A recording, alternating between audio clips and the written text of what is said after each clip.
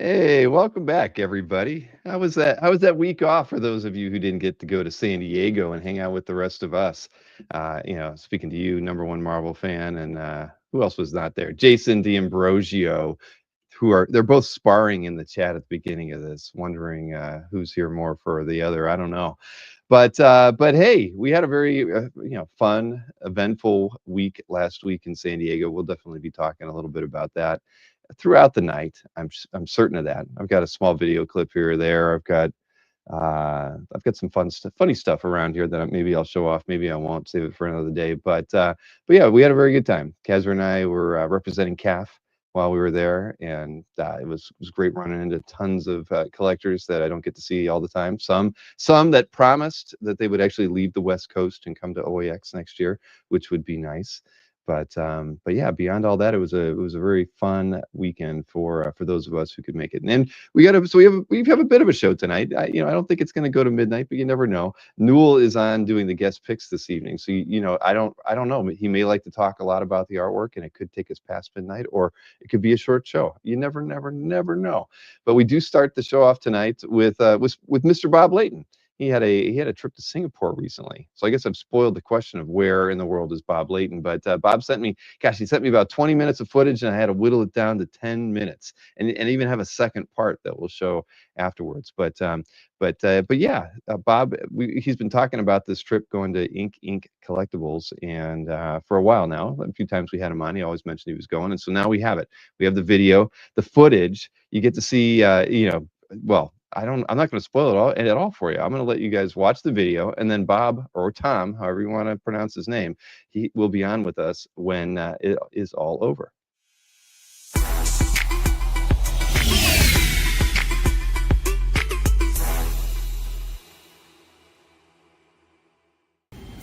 Hey, Bob Layton here with my protege and adopted daughter Simone, and we are on our way to Singapore, right? Yeah. We're sitting in first class. This is her first time, so she's taking it. I am sure. Anyway, we're going there, and we're going to be appearing at Ink Collectibles on Friday from 5 to 8 o'clock. All right, so all you people watching in Singapore, please come out and see us, all right? Someone will be there helping me out, and we'll be signing autographs, and there's an art contest and all kinds of fun stuff. So please join us then, all right? All right? All right. Yeah, look at that. Now, we got in the cab with this fellow. What's your name, brother? Ideal.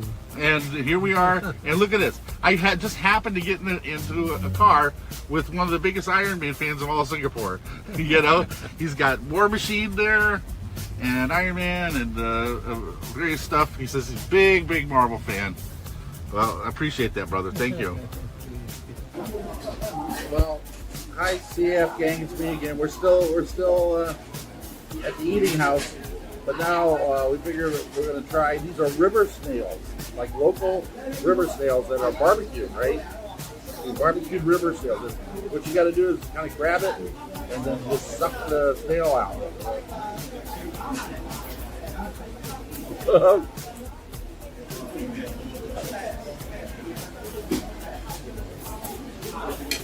Not bad. Not bad. It's my first river snail. Let's eat some more. And tonight, while I was in a cab on the way here, Simone ordered for me, and I'm going to eat. Tell them what I'm having, honey. Stingray. This is actual stingray. I don't know which part of it is, but here we go.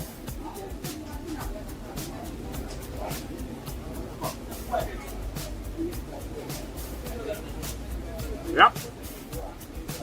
That's a stingray. It's a little stringy. A little stringy. No, I hope I don't have trouble digesting it. Don't worry, we got this for you. Yep, I got coconut water. So anyway, that is, show them, that is stingray. All right, and we'll probably have some more fun a little later. Okay. It's the big day that we're doing Alvin's store, right? There's Alan, there's Ruby, and Alvin. So there we go. And they were so nice because this darling young woman here, we didn't know the anniversaries of, Anyway, they brought us over a cake to celebrate my 50th anniversary in the industry. So I'm going to make a wish. I'm going to make a wish for them as well. All right. So there you go. So we're kicking off today my 50th anniversary in the business here in Singapore. More later. Woo! You're old. Okay, here I'm here with Alan. We're finally together and everything. And after weeks and weeks of promotion or whatever, we're gonna go see what he just got set up for Friday. Okay. Starting here, Iron Man, Chinatown. That's so awesome. Oh, that's awesome. How do you do? I'm Bob. Pleasure to meet you. And this is the setup for the art show, right? Yeah, so these are all like artists from different. Now, do I have to judge these? No judgment. Yeah, It's just a way to promote because when each of them have. because it would be really, I mean, it would break my heart to have to judge these. Some of these are really, really good. Which ones though. are good? Which one are good? I love this one. Yeah, this kid. It's really This good. kid is really good. This one is really great too. Yeah. But you're not gonna put that. It's good. It's not good. Yeah, no, I mean, it's like they're all. Yeah. That's not me, but it's cool. Yeah, but Everyone has to do like a theme. right. No, Yeah. it's. Has a theme. So. Yeah, she was. Right, this is durian. And if anyone's ever heard of durian, tell them what the legend is about this. It smells like garbage, right? It smells like you left a hefty bag outside. Smells better than my fridge. Yeah, exactly. It has a really rancid sort of smell to it, but it's I'm trying to get a piece of it here. All right, here we go. It's a little on the gooey side.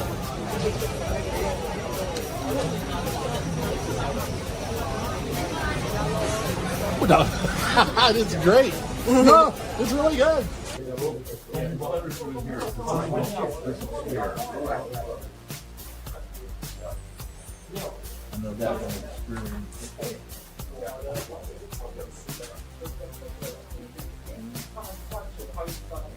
There you go. All right. Thanks so much. You're very welcome. I kind of like this cover. I mean, I really like the color on it, and it's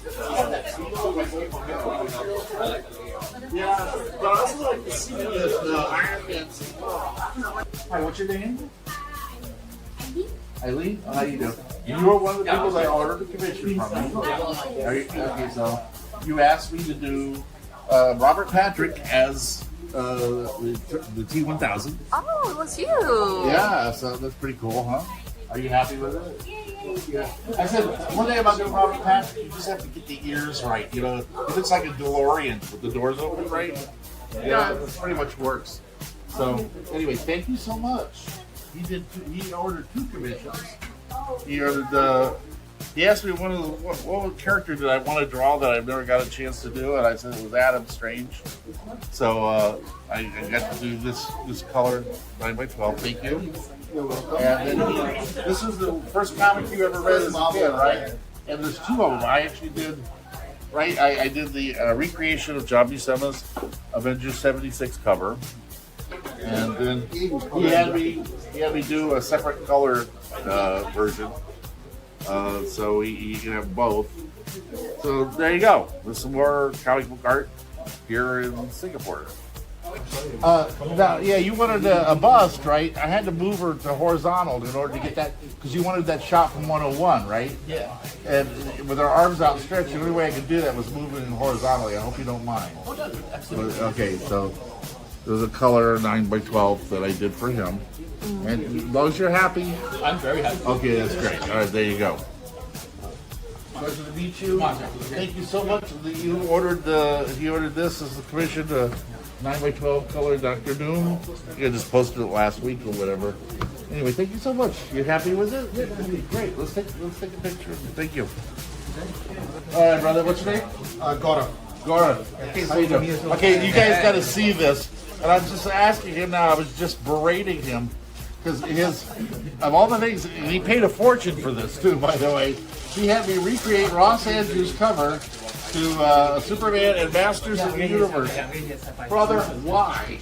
Of all the things that I'm known for, why you had to have me do He-Man? I love He-Man, and I usually get He-Man commissions. When I heard you were coming, I had to get something. Oh, I know, but yeah, this it had to thing be also, He-Man related. this thing kicked my ass. It took forever to do. I mean, it was like, it was a good 9 or 10 hours on this thing. And now it's kicking my ass. I love it so much. Well, anyway, it was fun. It was my first He-Man, first and only He-Man drawing, right? I love it. So there you go, all right? I'm so thankful. And it'll be the last one, too, probably, okay? Come next year and I get another one. I gotta tell you, it's a lot of fun. You're a lot of fun to fly with. You know, it's like we had a really good time. Got some pool time in, all that kind of stuff.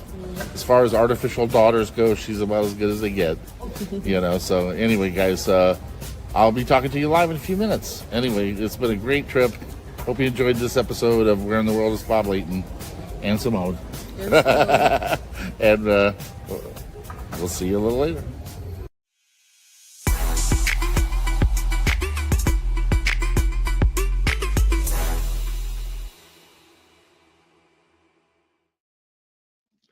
World traveler. Noodle's head in there. I'm like dying off camera, man. It's like, I was crying when I watched that segment. I'm like, how do I work Newell into this? Did you guys you did that? It's did, of course. hilarious. I'm sitting there, Bill. I'm just cracking the fuck up, man. I mean, I did not expect that. That's great, you know. Oh, Well, man. you know, we aim to please around here. I mean, I that was an opportunity I could not pass up. You had to cut out, I know, because I sent you like maybe a half hour or more of footage, you know, so you had to cut out the part where I lost my toe, right? You know, people might be eating while they're watching this, Ah, and I didn't know. want to show them I ate toenail. river snails, you know. It's like what happened. I stubbed my toe at the pool and tore the my left foot, tore the big toenail off. I sent him pictures of my foot all bandaged up, and You did. I've seen it. toenail when it came off, right? just to gross you out, because I know you're a little squeamy. Little, yeah. Yeah, no, it's fine, man. You know, it's like the new nail is already growing back.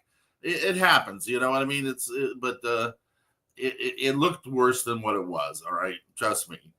But there was a lot of really fun footage there. But Singapore was great. I mean, steamy hot, but very expensive. More expensive than the U.S. U.S. dollars only were 78 cents there. So. Wow. For Simone and I to go out to dinner or something, it's about $100.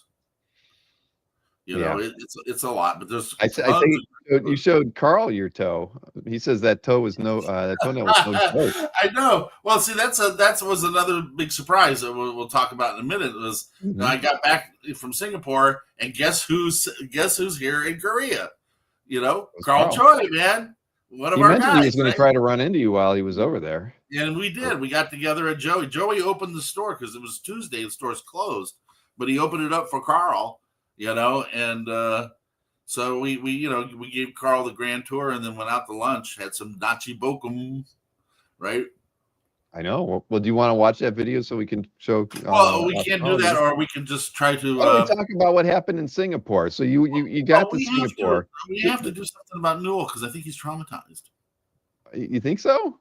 I don't know. Newell, are you okay? Are you okay, brother? There were some other thoughts that came to mind about doing it with Stingray, but no, I thought just having his picture on there. No, Bill, that was one of the best things. Next to Porkgasm, that's like my favorite, like little meme that you threw in there. Okay, but it's stringy though, huh? I mean, I've never had a stringy fish. It's very before. stringy, kind of. It's like that old bubble gum you used to be able to strip. You know, do it in strips. You know, let's put it this way. It's not the tastiest thing in the world that I had, you know. The chili crab, the food there, chili crab was better. Oh, it's amazing. And Alvin and Ruby took to us a buffet, like one of the greatest buffets I've ever been at in my life. I mean, they literally had anything you would ever want. It was fantastic. But Yeah, Simone and I did a little shop. She had such a great time. I was living vicariously through her because she'd never been in first class before. She'd never stayed in a 5-star hotel. She's lived a very, like student kind of life, right? And she teaches school, and she hadn't had a break in 7 years. She had not had a vacation in 7 years. So I said, "Well, honey, come with me." She's my former protege here, right? And kind of become my daughter. So I mean, she calls me dad. So I just said, like, well, come on then, just come with me. You got the vacation time. I said, And you had a plus one, right? I imagine, to go to the. yeah. Well, no, I paid for the whole trip. They didn't Oh, pay. you did. Okay. No, but it was one of those tax write-offs. If I did the signing, I can write the trip off on taxes. You see, so so that's what I'm doing. In fact, I'm going to announce it right now. The next episode of Where in the World of Bob Layton will happen in October, and I will be in Malaysia. Is it a con or another shop visit? No, it's going to just be another, me and Simone on the road, and we're going. We're going to do a shop because you met Alvin in the buffet birthday cake, anniversary cake video. Yeah, he has a shop there as well. So we're going to go there and do another signing, just so I can check out Malaysia because, as you know, I have to leave every 90 days anyway. Mm-hmm. So the next episode coming up will be Where in the World is Bob Layton from Malaysia. Now, it was kind of nice. They actually lined up commissions for you as well. Oh yeah, no, that was one of the stressful things about it, man. I had to cut it off because they just kept coming 2 or 3 a day, and I'm like, I'm up to like 4 days before leaving, and I still have 7 commissions on this thing, and I just said, no, because you only saw part of them. But what about that art exhibit? I mean, they did all the local artists because Alwyn represents artists there in Singapore. He's like Biggie in Philippines, right? And these are all artists they represent. Show the guys some of this stuff. I mean, I was just blown away by just the quality of the work. I mean, that is amazing, right? I mean, look at the detail and everything like that. Very old school looking Iron Man, right? But there was so many. There was 15 or 20 entries in the tribute show. It was just really fantastic. This is, what can I say, right? I mean, just beautiful. Look at the dynamics. This is the one that you said you really liked, right? It was on and all these guys. You guys can go contact in Collectibles. I think these are all for sale too. I didn't ask, but I'm just glad I didn't have to judge. It was a tribute, not a contest, because that would have been hard. I would have probably not gotten out of there with my life. But there's some fantastic artists there in Singapore. So yeah, if you guys go to Ink Collectibles and just tell them I sent you, I'm sure they could hook you up with some of these guys. But some of them are like Addy Granoff quality. You know what I mean? It's like crazy stuff. So yeah, and Alwyn, right there. Look at that. Yeah, pretty nice. Amazing, right? So I can't tell you how moved I was, Bill. Just the outpouring of goodwill there, and what you can't see about this. If you go to the QR code, there's a whole animation that comes with it. Oh, really? Yeah. She did this online. Right, I don't know if it'll work. You gonna try it? I could try it. Let's see. Yeah. You never know. A little fuzzy on my screen, so it may not.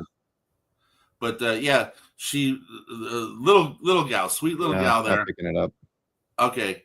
But yeah, there's a QR a QR thing that you go there, and there's a whole animated Iron Man thing that she had made. It was really fantastic. Nice. Yeah. But yeah, being comic art fans live, it's like, one thing I brought back is a lot of comic art, to show you guys. So yeah, they really went balls out on the 50th anniversary tribute, and I got to tell you, I really felt home. This is because remember I did the Wolverine Spider-Man team up cover, right? So this is somebody's variation of that. Very well done. I mean, look at that, beautiful color too. I mean, it's great. I'm not sure why the devil mask is behind him, but it's pretty cool. Yeah, the horns are floating above his head. I'm One not thing you sure. find out with Asian cartoonists is a lot of stuff just shows up rando. I mean, it's just the way it is. I had a conversation last night because I can't figure out certain things about manga, then why they do it, and nobody knows. Nobody actually knows, man. No one You has. don't have an answer. No, they don't have an answer. It's crazy, huh?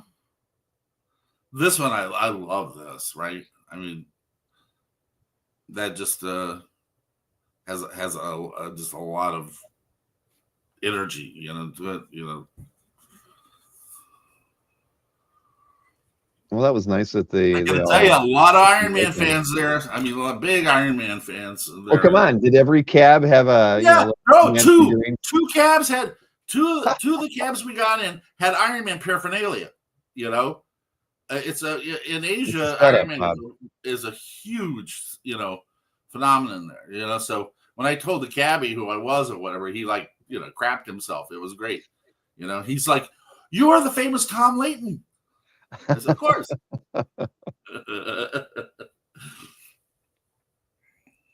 Yeah, they could have got you at Hall H. You were telling me before the show started. I'll tell the story another time. But yeah, I was telling Bill the story where I almost got trampled to death in Hall H for the Iron Man 2 panel. Yeah, I mean, just great stuff. But Bill, you can imagine how I felt when I walked in there and saw all this tribute art that these guys had taken time to do, honor my visit. I mean, it really made me feel amazing. I love it's chibi. Right? That's great, huh? So yeah, It's awesome. it was so many good artists there. Yeah, and if anybody's interested in this art, like I said, contact Alwyn, at Ink and Collectibles, and I'm sure somebody because the cost of living there is so high. I imagine they need the money, Exactly. But so what did you do in your downtime, or did you have no downtime while you were Well, there? no, you cut it out because there's pictures of me by the pool, right? There's a whole bunch of stuff of me by the pool. I You couldn't. cut all that out. Yeah, the pool was Probably a because nobody wants to see this, right? At right. You were 72, topless. nobody wants to see You were this. toenailless. You were. Yeah, It was. but It was I took horrible. what Simone found. She was really great because the hotel we were staying in was really shitty. I got to tell you, for a 5-star hotel is one of the crappiest 5-star hotels I ever stayed in. I mean, because I paid a fortune. They for go this to thing. 10 in Singapore. That's why the 5-star. Well, I guess. Yeah. But so we didn't eat. They had a permanent buffet there that I've had better food. I've had better food in the airport lounge, to be honest with you. Mm. So Simone has a really good nose for finding cute little bistros and restaurants and stuff. So we would walk off campus and find, some stuff in the neighborhood where we could go and, have breakfast or whatever like that. But yeah, we went shopping one day, she found a vintage clothes store and she went so nuts that we had to buy her another suitcase to come home with. She bought so much stuff, but she loves that kind of thing. But she's a lot of fun to travel with. So you're taking her on the next trip, then, right? What? You're going to take her on the next trip? Yeah, I'm going to take her with me. She gets a break in October, so I'm going to take her with me to Malaysia as well because, like I said, she's kind of a pisser, and people love her. You guys have seen her on the show for 2 years now. Yeah. She's a piece of work. She's going to make Joey jealous because he's not getting to go with you. Yeah, well, Joey's got he's got a life, man. What can I tell you? He's got a wife and a business and all that kind of stuff. But we will do. I think we're doing Tokyo in December, so we will have a Where in the World or a WTF, depending on what Casser wants to call it. When you interview other celebrities and artists and creators, that's when it has to be a WTF. Is that the rule? That's the way I look at it. Yeah, if you're okay, well then we'll be doing a new WTF from Tokyo probably in December as well because join Cleo and we're all going to be there. We're working it out with Matt now, but yeah, it's like so we're all going to be there. So anyway, long story short, Why did Tom Layton change his name to Bob? Well, I'm trying to. It's I'm just trying out to see how it resonates with the fans. What can I tell you? Now that I'm back on Facebook, it's like I think I had to go back to the original name. Right. Are you back to your previous status with No, no. I they did not restore my Facebook. I just was accepted. So I'm at about a third of my followers back. Already. I graded about 2,000 have already come back. Which is awesome. The fact that I've only been on for 3 weeks or whatever. So that's really great. But before I had 15,000 on my fan site, and I was maxed out on my regular timeline, right?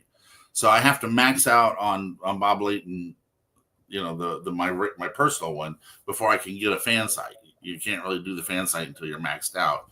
So help me get maxed out, guys. I was trying to find your Facebook page, but I can't find it, or profile, right? Well, it's got this on it. Oh, there it is. There we go. Now I found it. It's not hard. I mean, you're looking at it, right? It's like right. No, I well, for whatever reason, it wasn't popping up. But I figure I could throw it in the chat, and then anybody who hasn't added you, there you go. Now it's in the chat. People can follow that over there. I promoted the show today. I got on and I had time this morning because I got up early enough to promote the show and put a link to what we're doing right now. So hopefully we'll get some new followers. Everybody wants to see that toenail. I don't know. I don't know. You got it? Does Casper have it? It's around here somewhere, but I don't know. I don't think it. Tom McDonald said he was eating right now. Look, I'll tell you what. If you're not going to put it up, Bill, okay. If you're just going to wuss hog me on the toenail, I'll post it. I will post it on Facebook. Okay. I'll just put it up. I'm looking. Oh no, it's there. I found it. I actually hit. Oh my no. Well, if you show the foot bandage first, because the toenail didn't come off for a couple days later. Come on, do it. Just let them see it. Here, let's see. There was this is when you were happy at the pool, right? I give a little piece of myself to. Yeah, there I am. Beautiful day in Singapore. Great pool. We had it all to ourselves. You couldn't ask for a better time. I love to swim. That back when I lived in Florida, I swam every day. That was my means of exercise. So, but that's not the fun part, right? There you go. See, that toenail got ripped off right there, and then Bill's going to show you the. It's like the Statue of Liberty pose right there. Yeah, 2 days later, show him what happened. Bill, come on. It's like well, here I got to go all the way to the end of this thing. For all of you, I have to go all the way to here. I got to do it differently because I had to number all your stuff, and so that was. I numbered it. I sent it. I know, but you numbered it at the tail end of it, so everything was out of order. It's all numbered. You just got to look at it the entire length of the thing because some of them have longer explanations than others. I got it. But yeah, here I've got it. I'm sharing it. I don't know if anybody wants to see this really though. Like a musical note right there. Yeah, and there you go. There's what's left of my toe. All right, that's it. I can't unsee that right there. People were at the dinner table. All right. I love you, man. That's great. That's very brave of you. Yeah, there we go. It's all done. Okay, it made its way. Well, you asked me if anything else happened. Well, yeah, a piece of me fell off. Other than that, I'm fine. Did you leave it in Singapore, or did you bring it back with you? No. There's no sentimental. You don't want to leave Bob Layton DNA in a foreign country. You never know what they're going to do with it. I'm very fond of the new one. If they decide to clone me in Singapore, that's fine. It's like if they're going to have to fish it out of the trash and just clone me. But what can I tell you? I can put it with the piece of metal they dug out of my leg from my bicycle chain from 55 years ago. That's right. Bob Layton oddities collection. Yeah, you could put jars of Bob Layton up behind you. The toenail, the bicycle chain. We could grow Tom. Yeah. So speaking of growing Tom, I don't know how this segues into Carl Choy, but why don't we show the little Carl Choy bit along with a couple clips from your last drink and draw? I think was it your last one, or was probably it was last week. The reason why I did it was because we had all four former presidents there, and Impio, of course, showed up for after being gone a long time because he got. Well, I'll let you find out what happened to him. It's kind of sad. Kessler wants to claim the Saint Leighton relic. I should have saved it. No, I feel bad I didn't save my toenail now. Roll the clip. You just need to lose another one. But all right, here we go. Let's roll this Carl Choy clip. And Oh my God. All right, hey Bill. Hey, Bill, Oh my guess God. what? Guess what? Look at this. Where are we? We are at Dyson Comics Cafe, and there's Mr. Joey, our host. my co-host Joey Croner right there. And We haven't seen him in a while. he found us this morning, gave us some great Hey, drinks. turn around and So show him let's the turn around the shop. guys. Okay, it's like I just had a there you nice go. tour. So yeah, Carl's here visiting. How about that? So usually he's just writing really nasty Writing things about notes, us, and stuff. and now he's actually here. How about that? I'm So, excited. And if what you- are we doing for lunch? That's the We're most gonna go important. have nachi bokum. All All right. right, and see what else. They also have marinated clams, some really good stuff. You guys have seen me eat the baby squid before, so that's All not a right. big deal. It's Well, yeah, on. let's go, man. Let's go. All right. Let's do it. All right, we're at lunch now. Bob, you want to give us a little guide? No, no. There we go. Whip is not full. So, you guys see it right here? You've seen this before on the show, and it's nachi bokum, marinated clams, Yeah. pancake. It's so good. This right is fish bones. These are deep fried fish bones. I'm down for the fish bone. For Oh, sure. it's so good. My jam. Kimchi, of course. What did we figure out what this is? Is it eggplant? I think they fun. Yeah. But this is a special dish, right? There's the Pickled octopus. cucumber. This is spicy octopus and cabbage, basically stir fried. It will blow the top of your head off. Wow. What a treat. It is. Comes from This is one of my favorite places in the whole of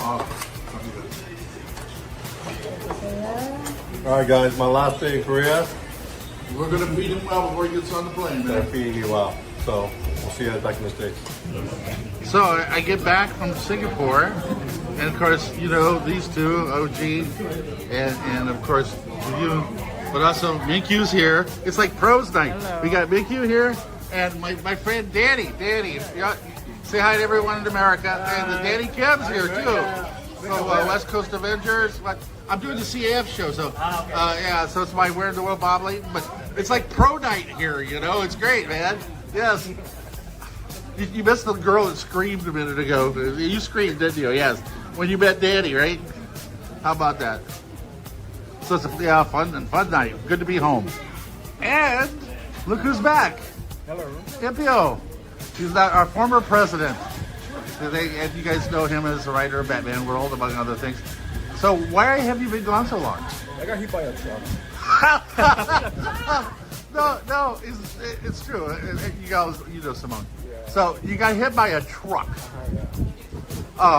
You look really great for being. Yeah, because usually most people are like destroyed by They that. died. Yeah, wow.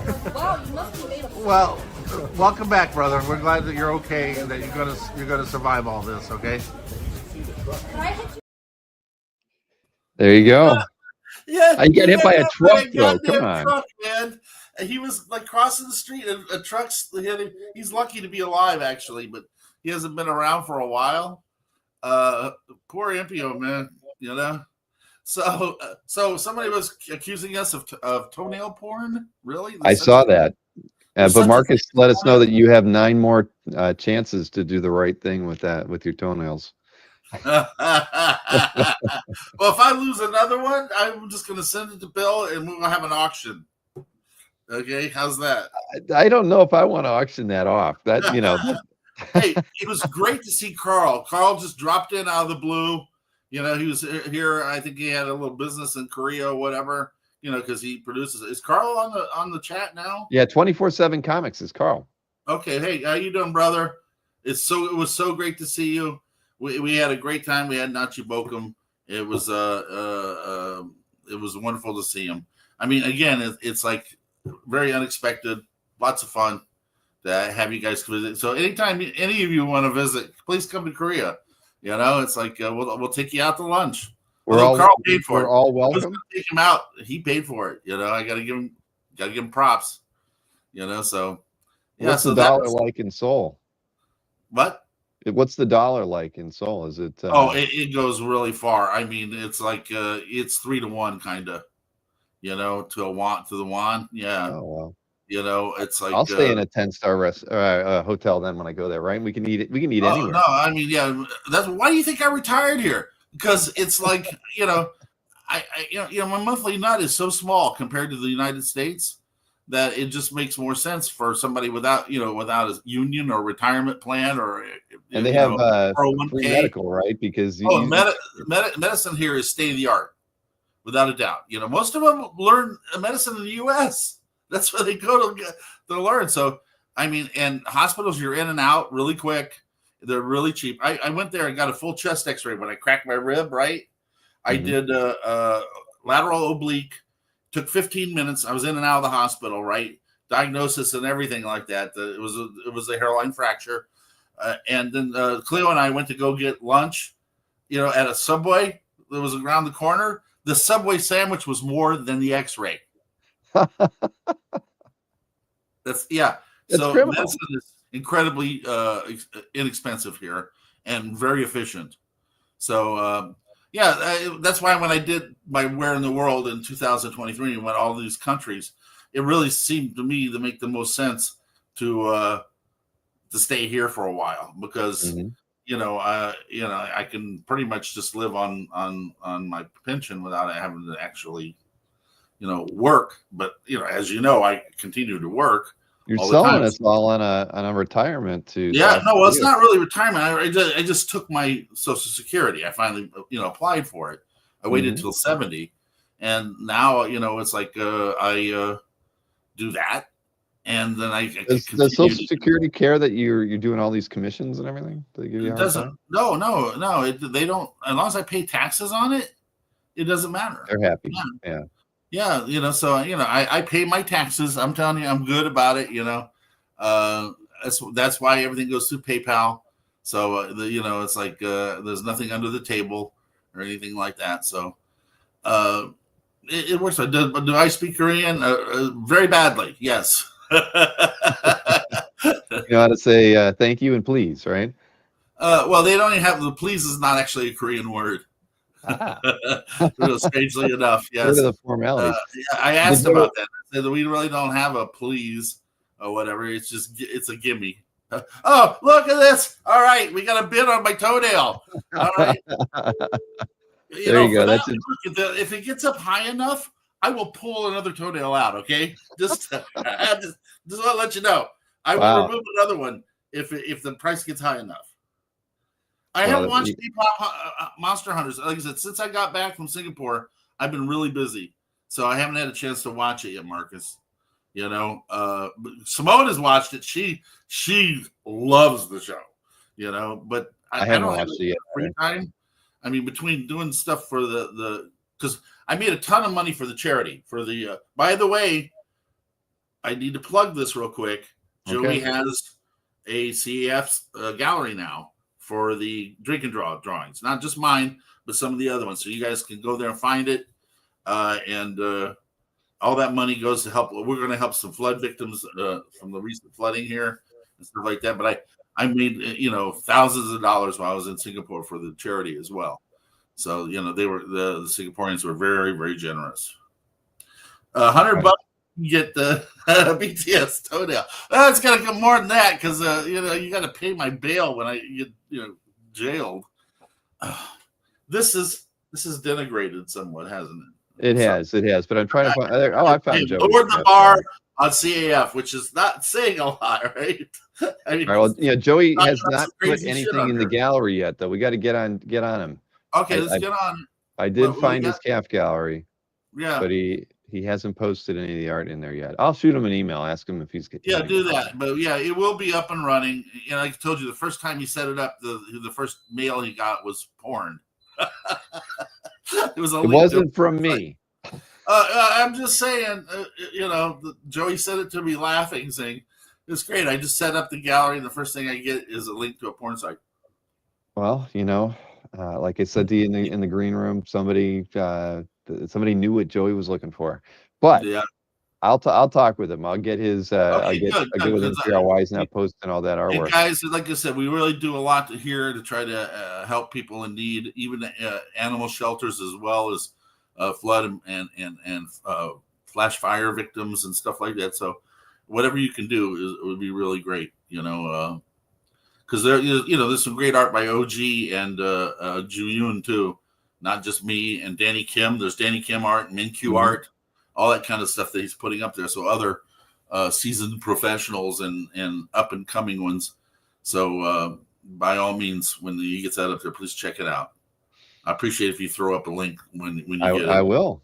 I Okay. will. I would have thrown one up there now if he had some stuff in there. But well, listen, I hope you stay out of trouble. I hope you stay healthy. And that I've never been better. And it was a vacation. I mean, other than the 1 day of work, it was me by the pool, man. I'm ready to roll. and the I'm first free aid for station. commissions too, guys, because hotel. I'm caught up with everything now. So if anybody wants to get a commission from me in the next And what's month, the best way to get a commission from Bob go Layton? to boblayton.com. Yeah, there's a page. All your Slash- prices and everything's there. options are up there.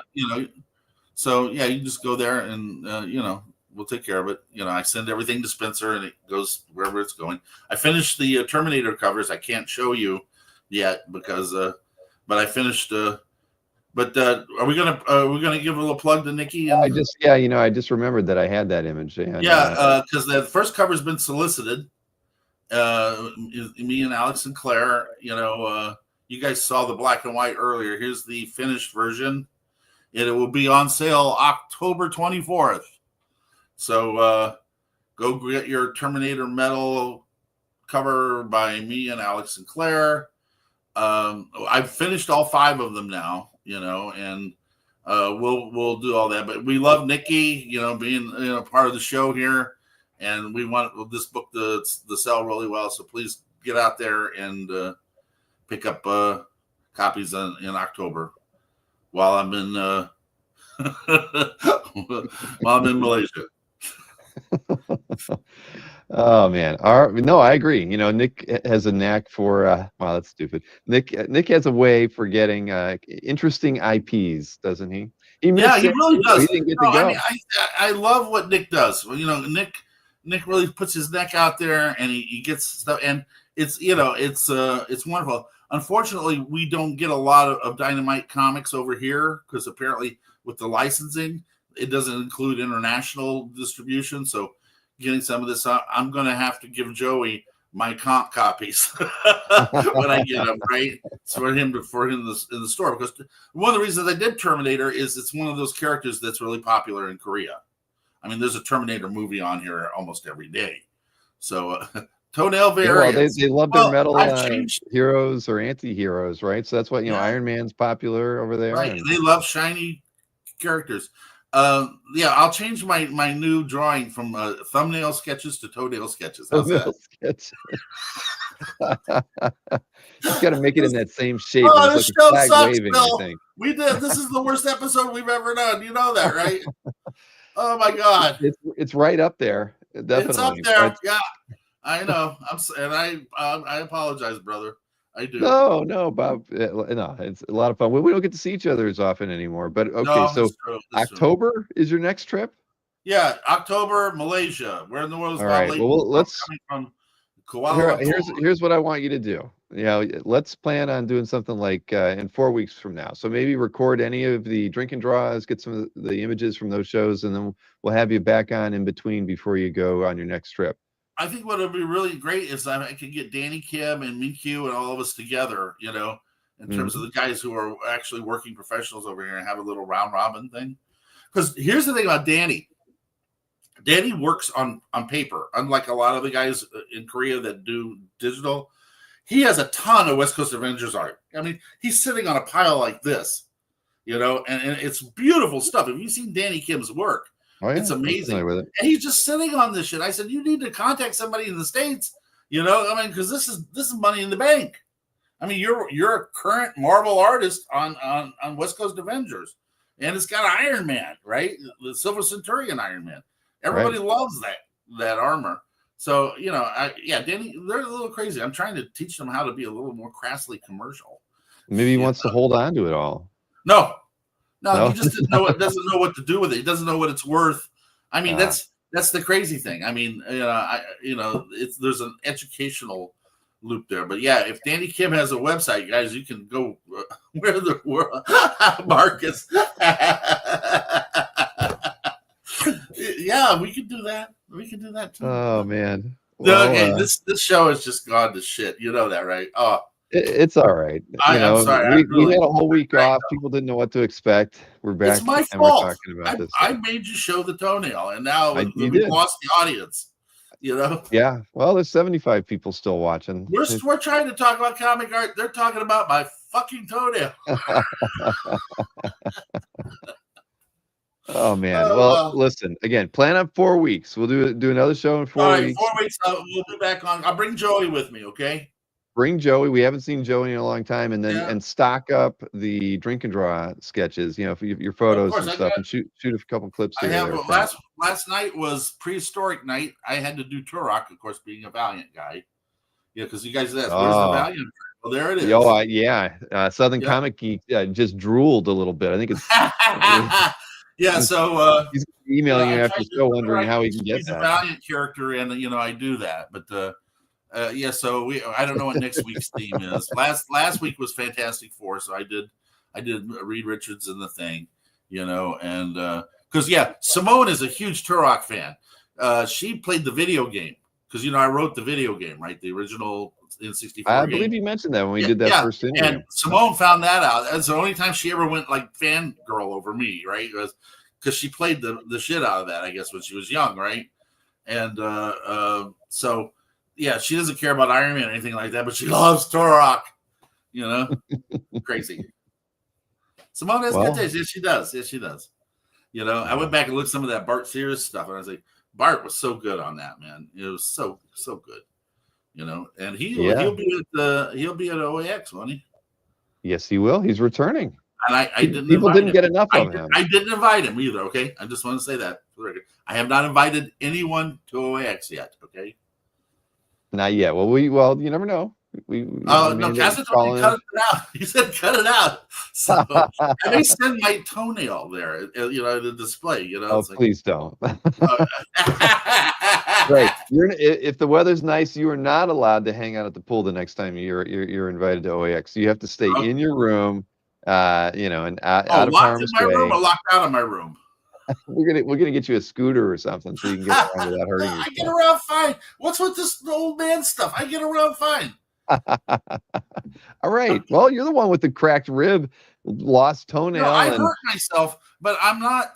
I don't suffer from any sicknesses. I just hurt myself a lot. That's all. Yes, exactly. It's self-inflicted. Yeah, exactly. Isn't everything?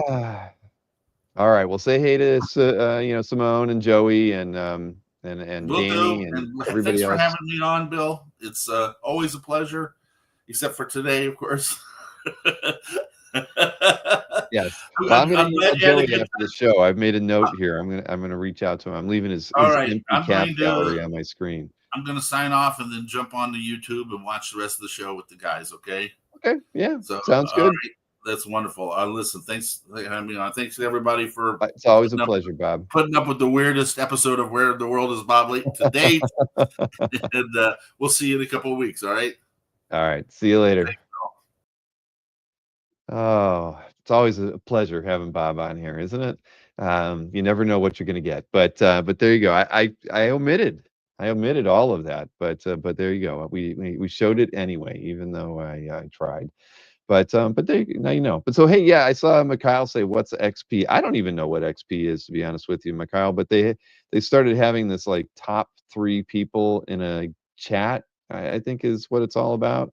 I can't even find it half the time on the app, but it's like they show 3 crowns. So there's a 1, 2, and a 3. Whoever has the most, and if you pay, you actually go to the top. So when Carl did that $1.99 a bid or whatever you want to call it, it threw him all the way to the top of the crowned list, wherever the heck that was. Yeah, where is that? Yeah, it's got 24/7 Comics as number 1. Tom McDonald number 2, and Goo is somehow number 3. Newell 4, Jeff Wedding 5, Jason D'Ambrosio is 6, and Marcus is 7th. So there you go. I don't know, but it's something new, I guess, that they're trying out here on YouTube. So over to San Diego. Back, while we started with that, we could talk about it a little bit more. It was, everybody knows. I always say I don't like going to San Diego, and it's usually, I think I figured it out. We had our team meeting, and we talked a little bit about it, and it's funny. Like 30 days after San Diego, I'll probably start thinking how much and reminding everybody how much I don't like going to San Diego. But it is such a, when you're there and you're in it to have a good time. It's a wonderful experience, and I always forget that, and it always is. But you get to see, it's funny that, a lot of other shows have a different vibe to them, and where it's like all business or all fun. Like Heroes to me is just all social, and just a lot of hanging out, and it's a super enjoyable. But San Diego's different. It's got a different energy, and it's amazing getting the. I was at Berkey's booth, probably like a third of the time, and it's just awesome getting to see so many people bring art by to buy him to either sell or trade or just show off, because that's how I got that John Romita Jr., John Romita Sr. piece that I put in my CAF gallery. So San Diego is good for stuff like that, those rare opportunities. And there was Noel Daniels was there, who brought some stuff to show off as well. He picked up a lot of stuff while he was there, and it was just cool getting to look through his portfolio. Got to meet his family. Socrates, who is down in Miami, was there with his family. I usually only see him. I've seen him at MegaCon before and at Heroes before. It was surprising to see him, at San Diego. But like Noel, it was really cool. The last day I was there, which was on Saturday, he was at Berkey's booth, and Kazrick kind of just walked in, and Noel pulled. He's like, yeah, yes, Mike, you want to see something you've never seen before? He's like, I guarantee you've never seen it. And he basically pulled out the color guide for Action Comics #1. And I think there was, I guess it had been listed for sale somewhere and then got pulled, but Noel ended up getting it, and so it was the coolest thing ever. The idea that something like that even still exists, but to get to hold it for about 20 seconds. But yeah, it was pretty awesome to see something like that. I can't say that I've ever gotten excited to look at a color guide before, but this one was pretty cool. The car was painted a different color. Something about it. I think it was blue, so it clashed with Superman, and so they ended up painting it green on the published version. But yeah, so stuff like that's not going to show up at Heroes. That might not even show up at OEX. You never know, right? For Noel, it was an easy trip for him to bring all that stuff to San Diego for whatever reason, and we got to see that. But yeah, gentleman that Jason and I know, the guy who I bought the X-Men page off of, he just had a portfolio of stuff that was available, and it was just chock full of amazing stuff. I mean, there was another John Romita Jr. page that was pretty cool. I liked mine more, and it was not as expensive as this other one. But he had one with, like, from issue 2, Uncanny 203 or 205, Phoenix Effect in outer space. It was totally awesome. But yeah, that kind of stuff you don't get to see, at shows. And then just all the fun, camaraderie, goofy stuff that happens there, that's all pre-planned, because you have to kind of strategize when you go to San Diego, right? So the worst part of the trip for me was just the early arrival, because I had to get up here at 3:30 a.m., leave the house by 4 to catch a 7 a.m. flight out of Orlando, and then I red-eyed back on Saturday. But on Wednesday, when I got there, pretty much threw my bags in at the hotel. I was staying with the Berkey brothers, and got rid of my stuff, and then went and had lunch with Felix and Jim Halperin over at the Marriott. That was pretty cool. Yams was there, and Jim's son Dave ended up showing up midway through the lunch. So yeah, that was pretty interesting to get to hang out with them. Some questions were asked. Not all questions were answered. It was fun to get to chat with them for a little bit, and Jim's always fun to hang out with. And Felix and he, I guess, just did an interview, like what, their third or fourth or fifth or whatever, at up in somebody's room prior to us getting together. But yeah, that was a good time, and just hanging out on preview night was great. It was amazing how many people were actually there. But the funny thing is as busy as it was, it almost felt like, I mean, I was able to walk in the bathroom every time and never have a line. That has never happened at San Diego before. So while it seemed pretty busy on the floor, there were aspects of this San Diego that definitely did not feel like years past in terms of being overtly crowded and whatnot. But hey, Jiggy, see, look, I'm wearing your shirt, Jiggy. Jiggy promised me a new Next Comic Art T-shirt, and so I headed over to their booth. Well, I went there on Wednesday, but I think I picked this up on Thursday. So it is an extra large. So yes, now I know when, if I'm ever in the Philippines, what size clothing to purchase. But thank you for that, Jiggy. I should be wearing my Next Comic Art hat to complete the ensemble. I don't know. I'm missing the conversation a little bit, but I don't think anybody wants to see Kazra in a nightgown. But hey, I just go for the free stuff, says Jason. I did, and I got a lot of free stuff. Um, well, what did I get here? I got some stickers. And let's see, I got a nice sticker of our good buddy Marcus right there. Oh yeah, look at it. Another sticker. I got the exclusive Captain America variant stickers that Marcus printed up of me when I was on that show with Tutulio, dressed as Captain America. That was good. I don't know where the heck I have one tattoo. It was an Albert Moy tattoo that said "Got Art" on it. I did have three of those. I gave one to Mike Berkey, and I gave one back to Marcus when I knew he didn't have any more, and I kept one for myself, but I don't know where it is. But oh, Jason got one of those tattoos. What is this? Marcus gave me a free hat, and I don't wear it. Yeah, it's somewhere around here, Marcus. Um, yeah, but I don't know where. It's somewhere. But either way, what else did I get? I got I don't know. Jeff Wedding was very nice. He gave me what did I get here? I have it right over here. I showed off a couple of the sketch cards that he picked up for me from Val, but he also got me a coaster that was drawn by Mr. Simonson from a Heroes convention. It doesn't have a date on it though, but one of their drink and draws. So thank you for that, Mr. Wedding. You are awesome. Jeff is like, he's an organizer. He got us out a couple different times. He's a great leader and clearly an asset to San Diego that they don't know that they have on the floor with them. Mark V said, "Thanks for the stickers." I saw Mark at the show, but I did not get the chance to say hi. I don't, CJ. That's not fair. But what else did I get?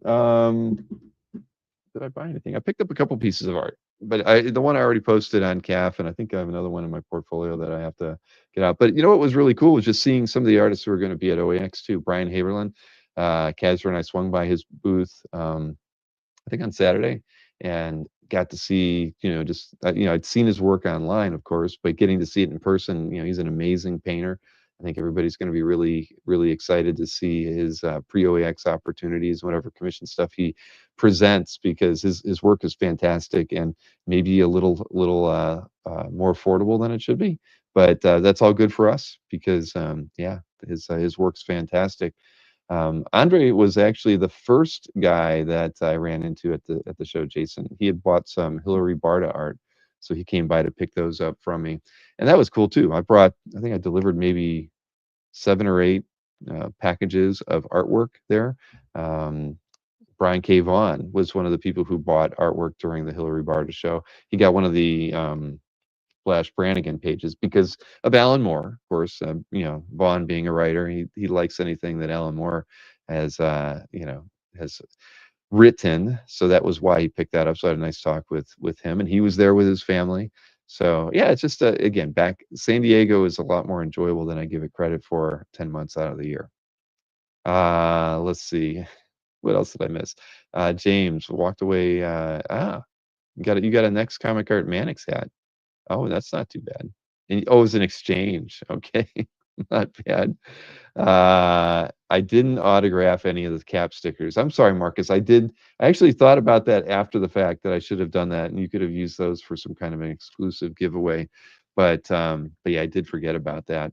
I do, and yeah, I've got some pics and videos to show off too. But why don't I just show that? Most of these, I hate to say it, not trying, but I did take a ton of selfies while I was there. One of the things I always say I'm going to do at OAX is take selfies. Never do. Even then, I say I'm going to do it at Heroes. I never do. And so this time out, I was like, screw it. There is not, and but even then, I missed. Who did I get to meet in face to face for the first time? Duke Fleet was there. So number one Gru fan was at the show, and yeah, we've talked on camera a couple of times during collector conversations, and I've emailed with him a ton, but I'd never met him in person before. And he was there, and I bumped into him at Albert's booth, and but I didn't get a selfie with him. But so yeah, even when I'm trying to think to do everything right, I still fail a lot. But here, I'll go ahead and play this video, and then talk a little bit more about San Diego before moving on from this one.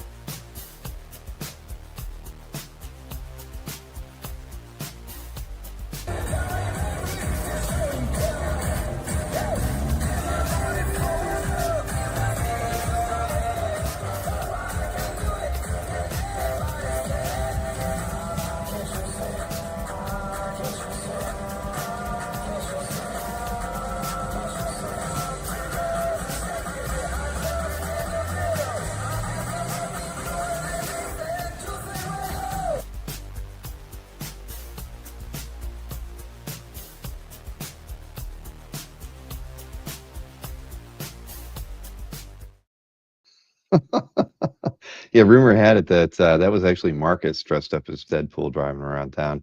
I don't know if they're true or not, but that was what I heard. Yeah, that was the talk at the dinner table that evening. But yeah, John Higashi. I ran into him on preview night, and he had his usual pair of bags with him, like he always has. And it's always fun. We always get to, his thing has always been to take a photograph of me whenever he first sees me. So if you go into his cap gallery, I think he's got a room full of me through the ages, which is kind of weird to go back and look at. But the cool news is John is going to be at OAX. He picked up his ticket not too long ago, and he's very excited to come.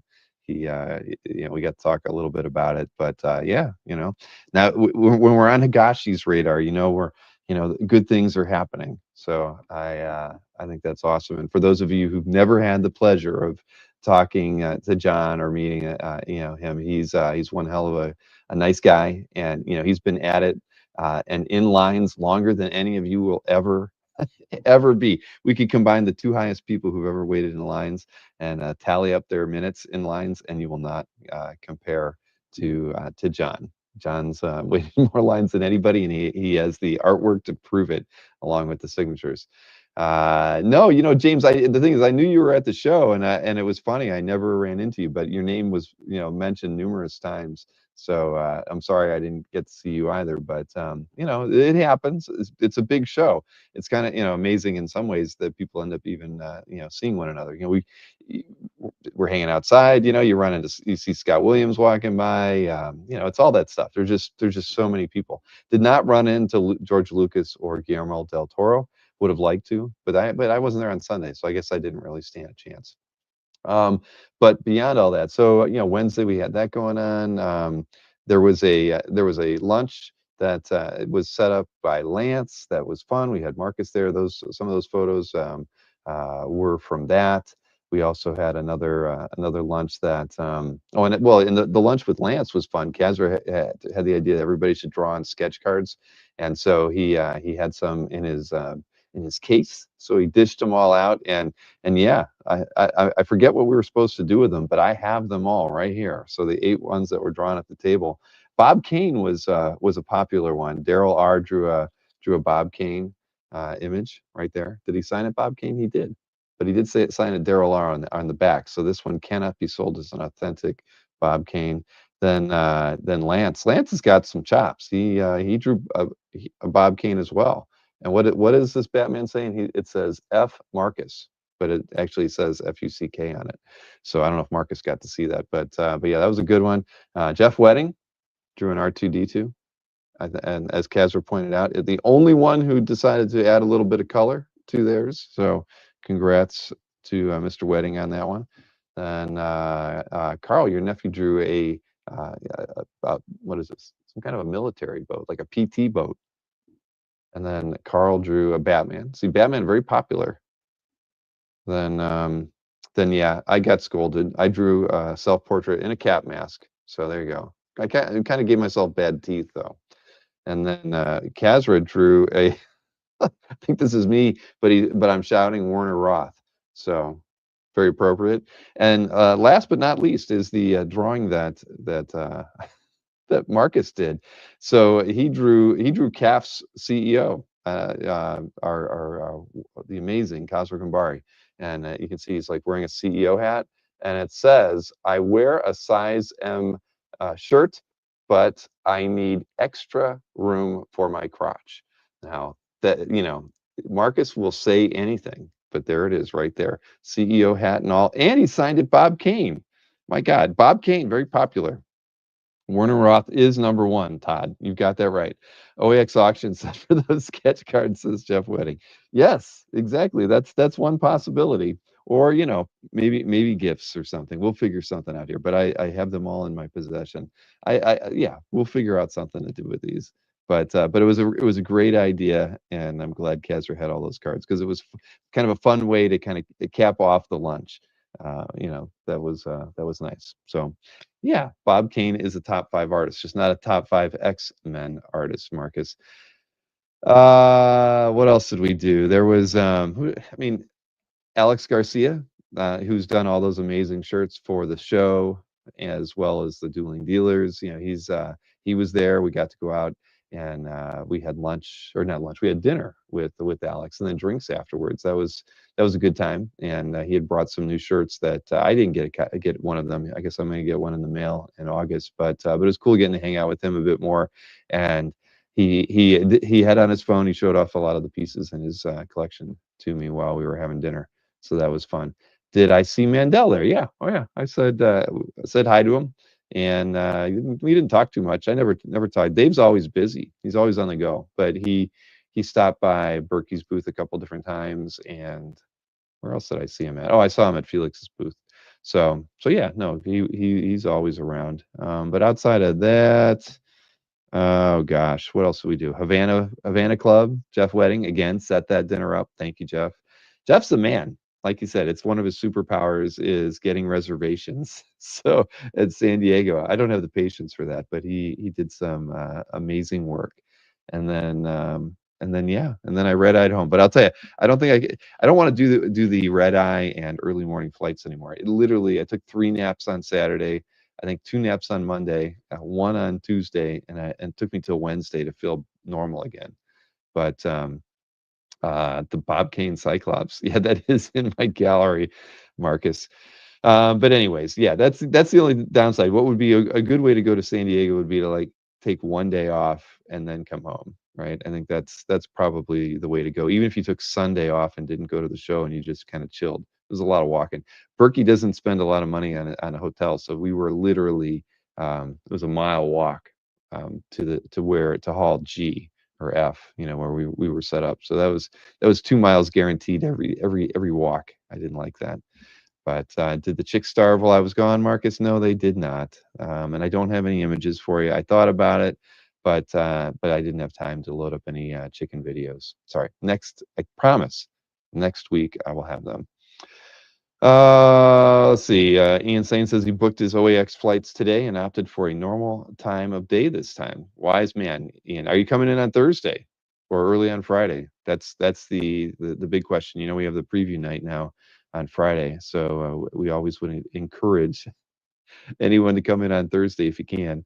But Berkey should get a scooter. Yeah. Are you coming on Wednesday? Perfect. That's awesome, Ian. Yeah, that's what we definitely recommend that for everybody. It's just, if you're gonna either Wednesday or Thursday, either one's good. But Friday is cutting it close because we've got events planned. There's going to be some other things that we haven't announced yet that I'm sure is going to fill up a whole Friday. And come on, if you get in on early Thursday, there's going to be plenty of things to do, parks to hit, all that. Stingray will be there on Thursday.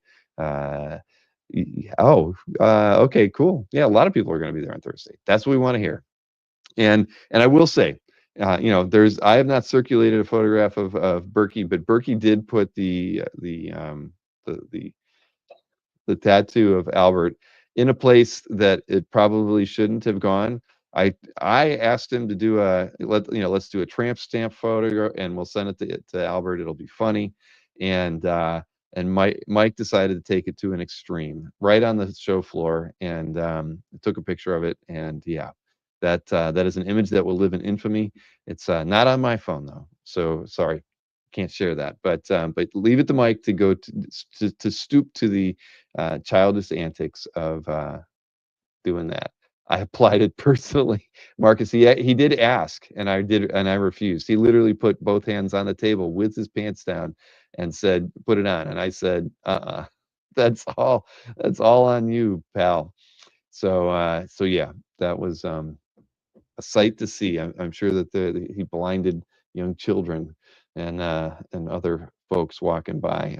I did not. Anyway, so there you go. So that was the San Diego. Kazra and I had an awesome time, and again, thanks to everybody who made it really enjoyable. Many people to thank, but Jeff Wedding, you are sincerely at the top of the list. You really made the show a lot of fun, and you were only there. You got there on Friday. So just in the two days that we got to hang out, you made the show so worthwhile, and I really appreciate that, and I hope to return the favor. Maybe when next time you come down to OAX or Orlando, we maybe come in for an extra day. We got to do something, Jeff. You helped us out a ton. Right, Jiggy. He is San Diego Santa. That is his nickname. Jiggy was awesome too. He was always busy, but he and I had a few chances to talk, and it's always good. Again, it's like we get to see everybody at OAX. It's just awesome to get to see so many of our friends, outside of that show and Heroes, and it's the idea that hey, there's more opportunities than just once or twice a year to see people who you like to hang out with. And again, San Diego offers that. I don't know what other show right now out there has that kind of thing going on. Uh, That's right, Marcus. Little did I know. Anyway, all right. Where am I? What do I got next after this? Okay, I guess I can look at the schedule. Schedule's kind of packed here. So let me go ahead and show this off. Now, next show is actually this Saturday. So we've got Matt DiTullio and Kazra Gambari will be hosting a Card Art Explained, episode 4. Mr. Fuller will be joining them as well. And at least I'm pretty sure Fuller's on that one. I'm not looking at the show description. I hate to say it. But Simone, Bianchi, and DeMeo, I believe will be popping in there. But them and Assad all have some pretty cool sketch cards that they're going to be offering for sale. Yeah, cards, exactly. It's gonna be a fun show. I'm gonna be sitting in the green room, making sure everything goes well. We've had StreamYard's been acting a little flaky on us the last month or so, and so I'll be lurking in the background, maybe waiting to pick up a card myself. Um, but yeah, so that's going to be this Saturday, 2 o'clock. I should put the time on there, and I didn't. But it's a Saturday show. Most of our Saturday shows are always at 2 o'clock. So looking forward to that. I think I'm going to get some example images tomorrow, and I have a mailing queued up and ready to go once I get some images to put in it of some of the card art. Um, but I did see Assad's cards, so they are all very nice. Sketch cards. Yes, indeed. So then what else we got? Nick Forst in the chat, huge Cyclops fan. We've seen him dress up as Batman in an unboxing. He will be with me on the 5th. IC3 with Matt Sardo. We've got a show queued up for 3 p.m. next Tuesday. Tom Scioli will be his guest on that. They are real cards there, Marcus. Then we've got a regular episode of Dueling Dealers next Tuesday. Then Mr. Broder from GalaxyCon and a collector on CAF will be joining me the Tuesday after that. I've got Sarah Jane coming on for a illustration auction preview. It's not a signature auction, but it's one of their pulp paper illustration art auctions. I think it has about 120 pieces in it, but it's pretty awesome. So we're going to do that, and then we have another all access art episode. Phil Hester is going to be joining me the 19th, and that's kind of it's going to be a collector interview with Phil, where it's going to be an OAX pre-con kickoff event too, because he will be basically the first artist who will be taking pre-OAX commissions, and we'll start that evening during the interview. So I'm looking forward to that. Phil and I have only talked briefly once, so it's just good to have a creator who's that big of an art collector who's come to OAX, and I'm looking forward to chatting with him more. Yeah, Marcus, just Nick and I fight over the Cyclops art. That's true sometimes. What else we got here? Kevin Nolan for an art sale on the 23rd. Another episode of Collector Cash. Roland Benton. Roland is the guy who's won the most art posted to CAF 2 years in a row. So I felt like, I gotta hear his story, because it's not like I see Roland's name in the updated list too often. I saw it there today, but whenever he posts, he must post like a couple hundred pieces at a time. I don't know what his strategy is, but we're gonna find that out on the 26th. On the 27th, I got Matt DiTullio on, and we'll be doing an art sale. Michael Trailer, who's a collector who also runs a show in Jacksonville. He'll be with me when my first show in September. Then Joe Manarino has a signature auction preview with me on the 9th.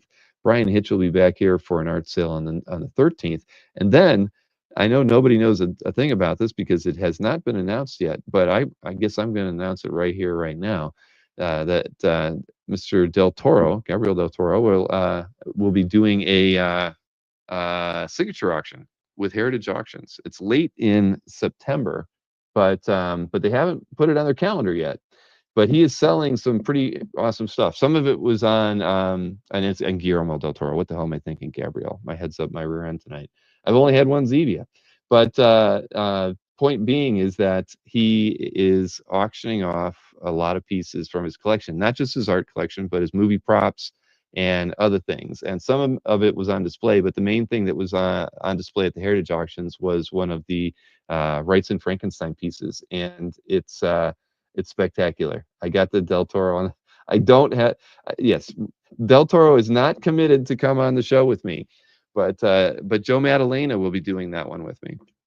But either way, bottom line is I don't know what the date is for the auction because it is not posted to their website yet. I remember I was shown a PDF of it, and I believe the auction date was the 26th of September, a Friday, but I could be wrong. But if you watch the Lucas interview from Hall H, Guillermo del Toro actually mentioned that he was auctioning his going to be auctioning some stuff off from his personal collection during that panel. And he mentioned because he lives in LA, proximity to the fires, he doesn't want to hold on to all of these amazing possessions and collectibles that he's got. So yeah, so that's going to be an interesting one. But hey, I'm going to ask Madalena to see if we can get a special guest on there. We'll see. And then TJ Pereira is going to be on with me. He's a Human Torch collector on CAF. And then after that, we've got Koi Fam and Tatiana will be back for another sketch card sale. Well, this time it'll be Spider-Man, focused, and that should be fun. So think Spider-Man villains and Spider-Man and black costume Spider-Man, you name it. I'm sure it's going to be a good one. It'll be a sketch card sale. That one we're going to do at 2 o'clock. No, the last sale we did with her was at 9, but that one we're going to do at 2.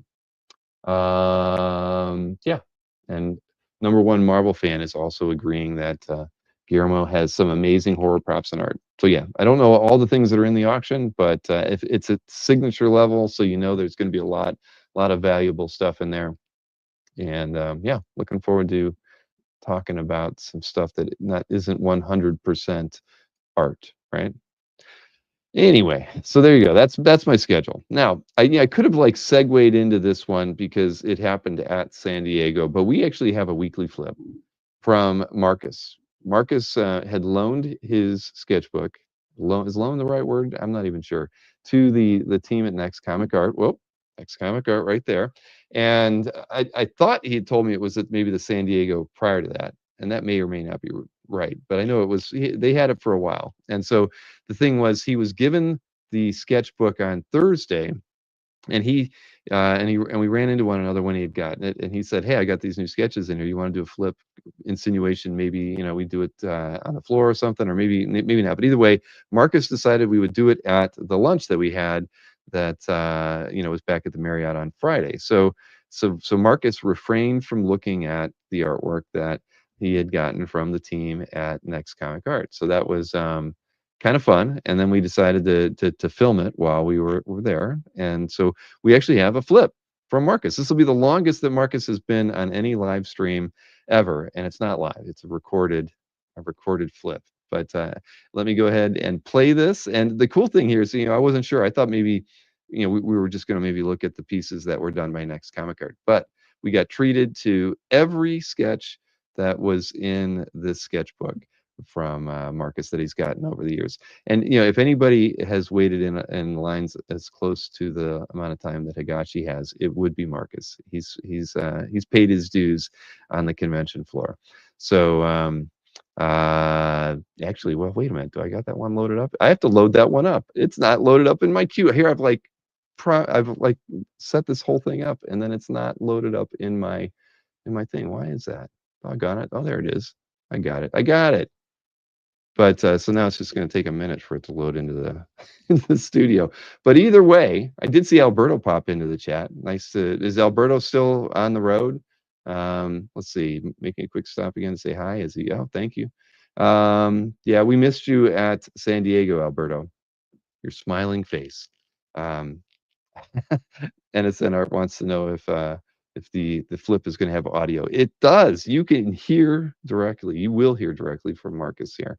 And yeah, I don't know why it didn't load up when I originally set the studio up, but it did not.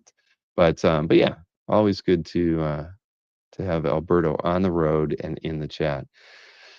Yeah, I'm just twiddling my thumbs while this thing loads up there. Is it done yet? Okay, it's processing now. So now it's already up and in StreamYard. But yeah, it was a good time. Definitely a good time. It was not what I was expecting. It was very interesting bit of history in there that we're all going to see in a second. But beyond that, what else? I got nothing else for you while I wait for this because I think we're gonna have Newell on after this video clip plays. She's still sitting there processing. Come on, get done. Anyway, uh, what else? I got nothing for you. I got nothing for you until this thing gets done. See, I follow a script. Somebody get the man a Zevia. All right, I do have. This is my second one right here. I did open it up during the last video clip, so I'm getting there. What am I like? Oh, okay. Marcus got it. No, don't do that. That would not that's not what we want. All right. You know what? This thing's still sitting there processing. I'm gonna play it in a different way because I can. So let me hear. I'm just gonna do this. Load it up like that. And yeah, this is gonna work much better, I think. Yeah. It's just spinning there. That's kind of weird. Yeah. I'll do it like this. Sharing my screen and oh, it's not going to let me share the audio if I don't do that. Oh, son of a gun. All right, well, we got to wait for it to finish processing. Doggone it. Yeah, StreamYard is not cooperating this evening. Maybe I can load it up like this. That might work. You ready? Here we go. So I'll even rewind. Yeah, there we go. It's going to play fine. I'll just keep my mouth shut, and you get to listen to Marcus talk about his sketchbook here. And away we go.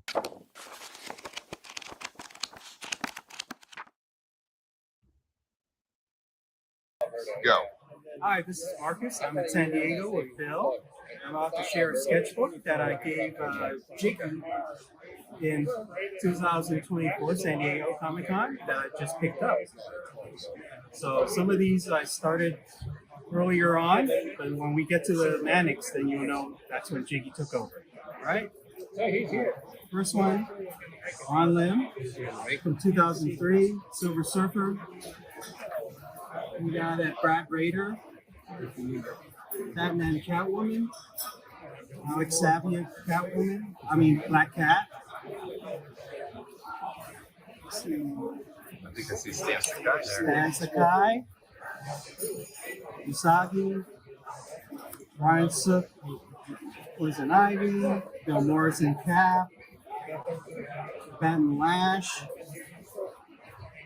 Enrico Casarosa, he worked at Pixar, Jaime Hernandez, Ronnie Del Carmen, Jim Mafood, Scott Morse, Tony DeZuniga, James O'Barr, first attempt by Buzz for Vampirella, actual finished one by Buzz, Ernie Chan, Conan, Nate Watson is also animator, Baroness, Kerry Nord, Conan,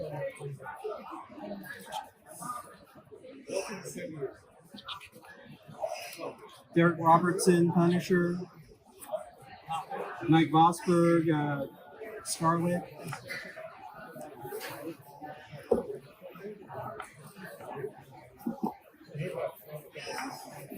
thank you. Danny Bolinati, Red Sonja, Alex Nino, Swamp Thing, Nate Watson, what's that, Silver, Phil Silver, Sean Galloway, Maxwell Adams,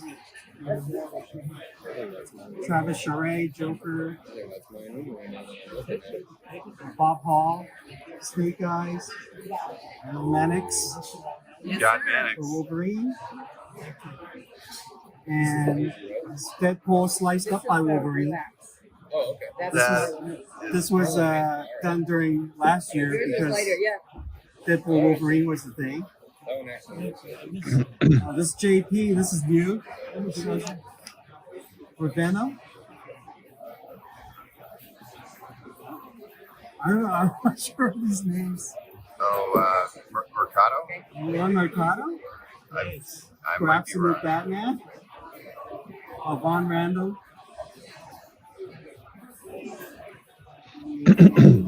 Man Medina. I think that's it. No Bob Kane. No Bob Kane. No Bob Kane. Sorry.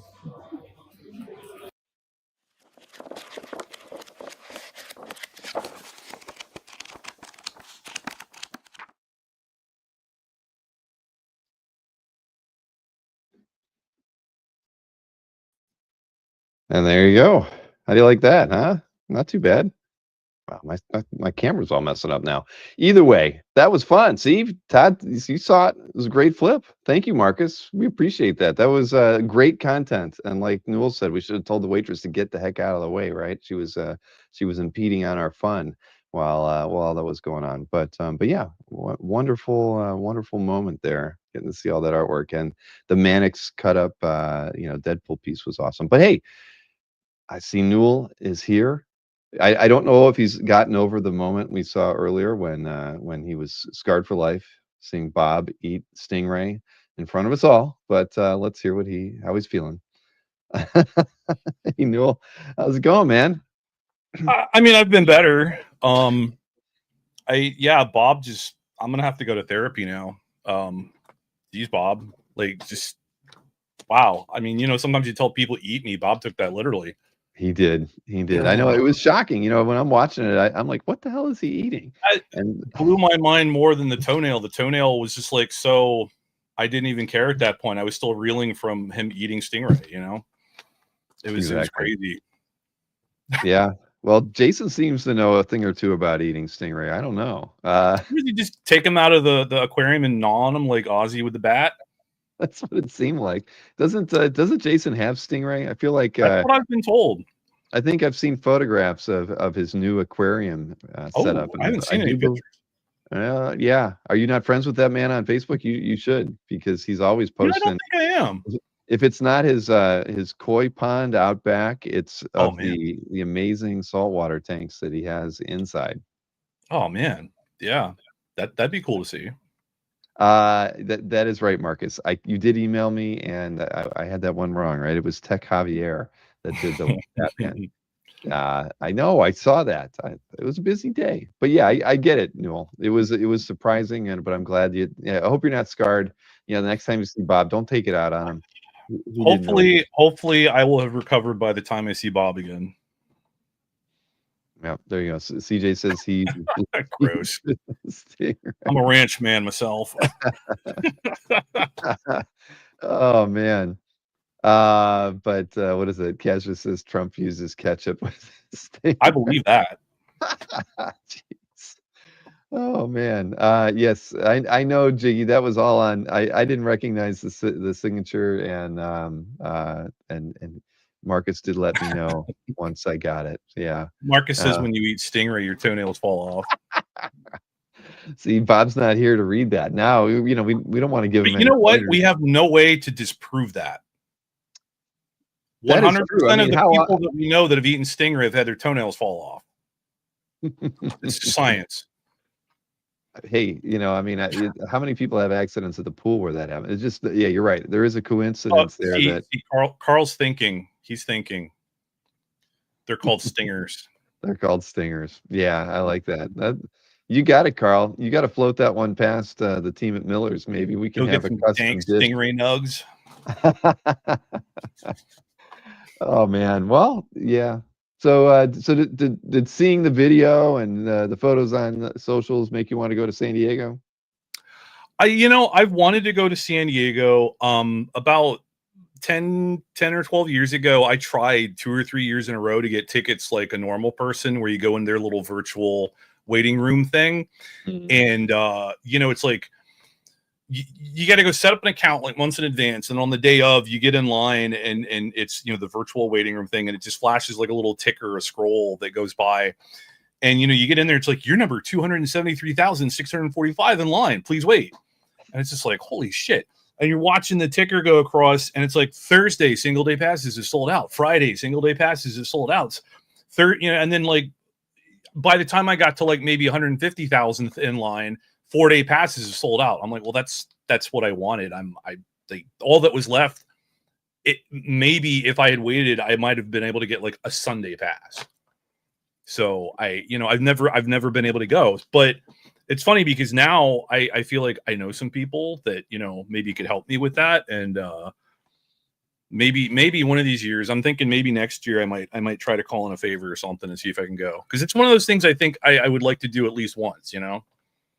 I think everyone in the hobby should do it at least one time. Because the thing is, you'll see how embarrassing their artist alley is. I mean, literally every artist has a 3-foot table. They're crammed in like sardines, and then the aisles are so small that it makes it almost impossible to even go up and talk to anybody. Man, you're really selling it is it. it's a weird experience from that regard with for the artists, but the art dealers, they're all there. The West Coast galleries, gallery owners are there. People that you just don't see too often on the East Coast are there. OAX will probably change some of that, but still, at the end of the day, it's just different. Then you get a just total different clientele. A lot of the Hawaiian collectors are there. Not that there's a ton of them, but there are quite a few, believe it or not, and they're at San Diego. So do you see that Jeff Wenning is calling me a mere mortal? How dare you, Jeff? You know what? I'm here, and I've got to do this because I'm going to make everybody think that we're talking to one another. See, now, there you go. I'll turn like this. Yes, and now it looks like we're having a conversation. There we go. Proper.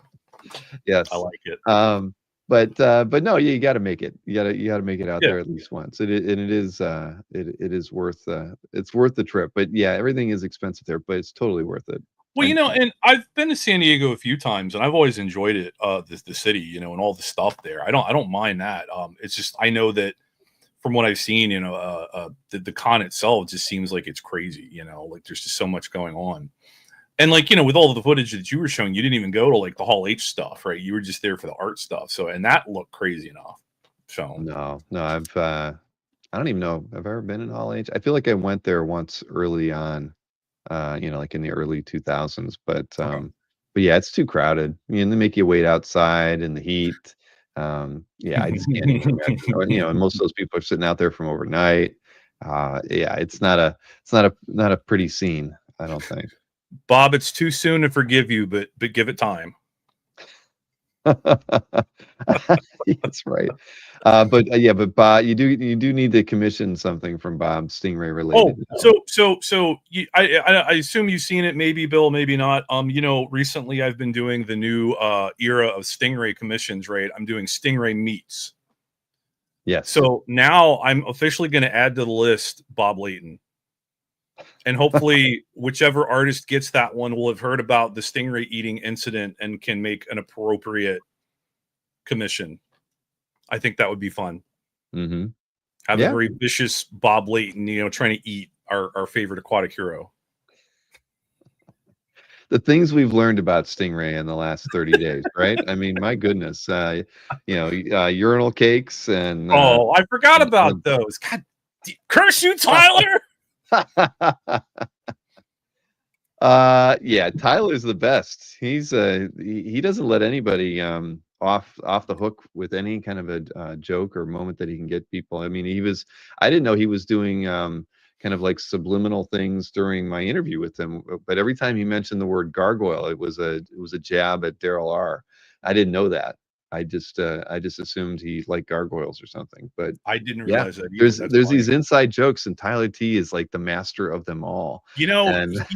Tyler kind of like disarms people, I think, when he tells them that he's from West Virginia, but he's really a pretty sly dog. They're like, Yeah, right. No, you already feel like, like you got something on him the moment he says he's from West Virginia. But no, Yeah, you Tyler's think he's Tyler's just a sly. country bumpkin, but he's already 3 steps ahead of you. Mm-hmm. So true. So what else is new, Newell? You've you have been kind of posting a few Stingray things to CAF of late, and but anything like commissions in the works that we should be looking forward to in the next few months? Well, I just got shown an image of the next Stingray Meets commission today via Instagram. That one should be in sometime next week, so hopefully I'll be able to do another another. That would be fun. I'm hoping maybe by the end of next week I'll be able to do another unboxing video. I've been having fun doing those recently. Yep, I've seen those. I'm gonna go ahead and tell you guys what this one is, just because you're not gonna picture it in your head. I'm doing a Stingray Meets Dagon from Lovecraft. That'll be cool. Yeah, it's pretty sweet, and it's by John Burkett, who was he is an indie comics artist. His comic is called Feral Star. I actually got to meet him at IC3 back in March. Very cool. See, Yeah. Marcus is trying to get you to work for Anthony to get your badge. You can either drive his van, I've or heard Nick gives away free badges or something. I don't know. I can't say that I know that to be true or not. But if anybody had badges to give away, it would be Nick. I mean, with the well, the amount I of think my favorite triple X movie producer might be able to get me in. I don't know. We'll see. Yeah. Carl seemed to have a very good time there, and he brought his nephew with him, exposed him to the whole San Diego scene. He even brought him to lunch with us when we went out to the Marriott with Marcus and Lance and Daryl and Jeff and Kazra and Taranga. yeah, Ranga's out there. Look at that, he's popped into the chat. Somebody said Stingray, and all of a sudden Aranga's here. But Aranga missed the video earlier. He's going to have to rewind. Oh, man. Yeah, I saw Carl was like, "Wait, eating Stingray? What happened?" I already texted him. I was like, "Carl, you got to go back and watch like the first 10 minutes." It's I'm still recovering. Yeah, Jason, Marcus is right. Those badges are $750 now. Oh my god. Yeah, I did enjoy that you got good use out of that photo that I posted recently, though. Well done. Yes. Yeah, well, I saw it and I was like, I was looking for one. I figured there had to be one where you were like making a shocked look on your face, and I couldn't find one. So I had to go with the one where you kind of, you look very serious in that one. Yeah. And I couldn't figure a way to kind of put you behind Bob in that video clip. Oh, that would have been pretty funny. Like you were looking over his shoulder. Yeah. Like, if I had maybe another half hour, I could have made that happen. That would have been fun. Oh man, yes, it would have been. So, so you know how these things go. I mean, we have I should probably be queuing up my heritage picks right now, and it's pretty, heritage. Yeah, there were some good deals during San Diego. I heard that and a few expensive pieces that got sold during the show. It's always supposed to be like the best week to get deals because so many people are at the show they forget to bid. So yeah. But let's see here. Where are my heritage? This is my heritage picks for this week. It took a while actually. There was no like super standout stuff on heritage. Right. It's funny because I got busy the other night and I haven't actually gone through this week's stuff yet. So let's see what you got. All right. Well, I'm keeping it real simple. So Sergio Aragone's, one of the dog with some samurai swords on him. I thought it was always fun. Nice. Sergio's the best. We love his work. He would make a good auction poster for OAX. Oh, for sure. I could see some cool stuff here, but I thought this was a nice illustration. Secret confession, I've never read a Gru comic. I've only read a couple. I Yeah, hate to say it's myself. But but I mean, I've seen more of his, Mad Work and stuff like that. Oh yeah. But yeah, no, Gru. I've read more pages on CAF of Gru than I have of fair enough. comics. Let's see here. What else was there? Oh, a Starlin page from Giant Size Defenders #1. This is I just thought it was, heck. Oh wow. It's pretty nice. No, you that's get Stubby and Hulk and Doctor Strange. Mm-hmm. Can't complain about that. Oh, and I didn't even realize Cleo was in it. Saying, "Oh." Clea, Cleo, Hulk, what is it? Valkyrie. Oh, and Valkyrie too. Look at that, man. Mhm. The gang is all here in this one. See, now it's even better. Those two panels at the bottom actually are better than a lot of the rest of it, Yeah, I man. like Awesome. the inking on those bottom two. The shading is nice. But I kind of like that third panel, the negative space strange or whatever that is. That's kind of cool. Yeah. Al Milgram was no slouch with his inks, that's for sure. Miss Marcus, Cleo. Miss Cleo's different. Call me now. Oh man. Right. I agree. I mean, those two panels at the bottom are awesome. Very astral. Yes. Yeah. Yeah. Yeah. That almost reminds me. What did Berkey say when he did that? He texted me last night after the show with Anthony because remember I had him as Galactus in the beginning, and he said Yeah. I was Galactus, and like okay, yes you were, Mike. So there you go. You and Marcus, the two of them thinking alike. Next up, it's an X-Men page, Scott Eaton, not from a book I read, but I actually really like the layout on this. I love the kind of the flow, showing the beast from the back, showing him Yeah. typing, looking at the brain, and then the cutaway there in the last panel. Just all in all, I thought this was just a cool layout, and utilizing filling in the panel space with the blacks, just Yeah, no, overall, it's a great that's a page. really nice looking page. And I really enjoy the fact that Beast has an ergonomic keyboard. I didn't even notice that, but you're right. Well, he kind of has to. I mean, with those big hands, it's probably Yeah. You works gotta better keep them for him. spaced out. Yeah. Yeah, but no, I mean, see, look, I'm looking at it. I mean, yeah, I don't even know what the story was about, but I'd buy this page It's because from it's nice. X-Men Divided We Stand. Yeah, I don't remember that one. Nope. Yeah, me neither. And Hennessy inks on this one. Okay. Then this one, I picked this one for the layout too. Matthew Clark piece from Outsiders. Just thought the 3 inset panels on this whole Mhm. Starfield, it just works really well, right? No, yeah, that's pretty cool. Yeah. No, I thought it was very nice.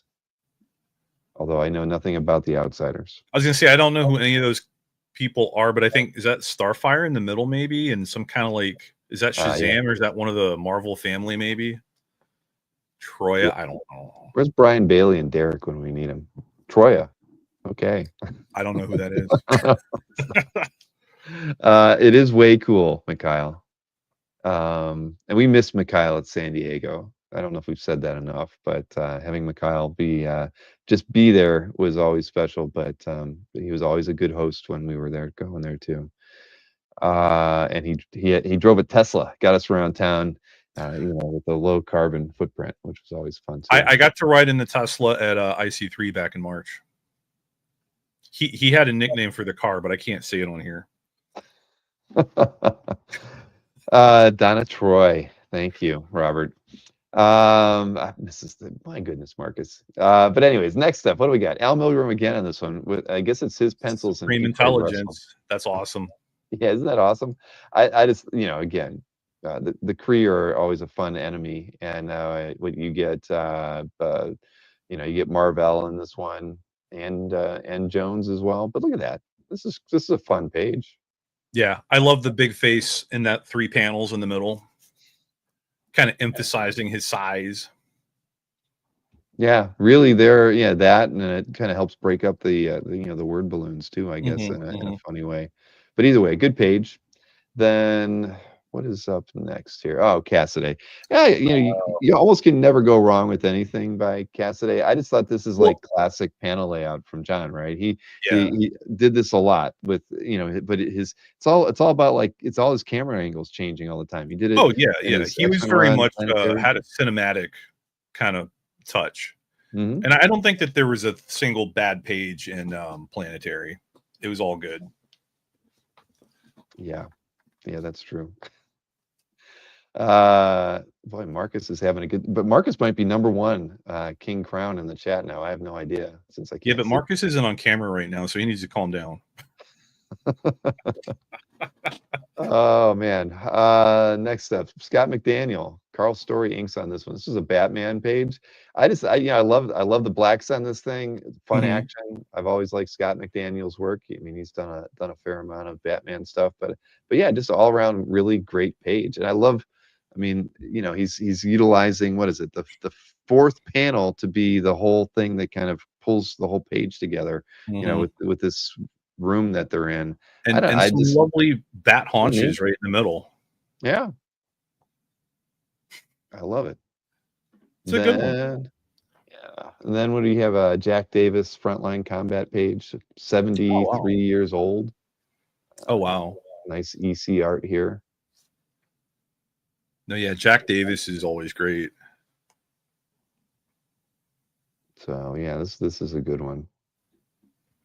Then this next one I just picked for fun. I was grasping a little bit here trying to find stuff. Stranko. It's not that it's a bad one, but that's the Hulk. I know Okay. he doesn't look totally hulked out or anything like that, but I thought maybe it was a Jay Leno at first, but it does kind of have that vibe. It definitely does.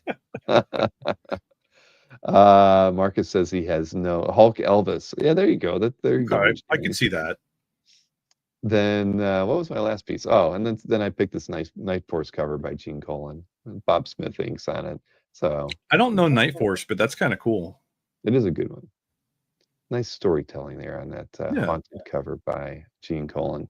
And there was a Gene Colan page in the auction, right? I was just being where I said Gene could never draw a straight panel, right? They're always like all over the place. And there is Mhm.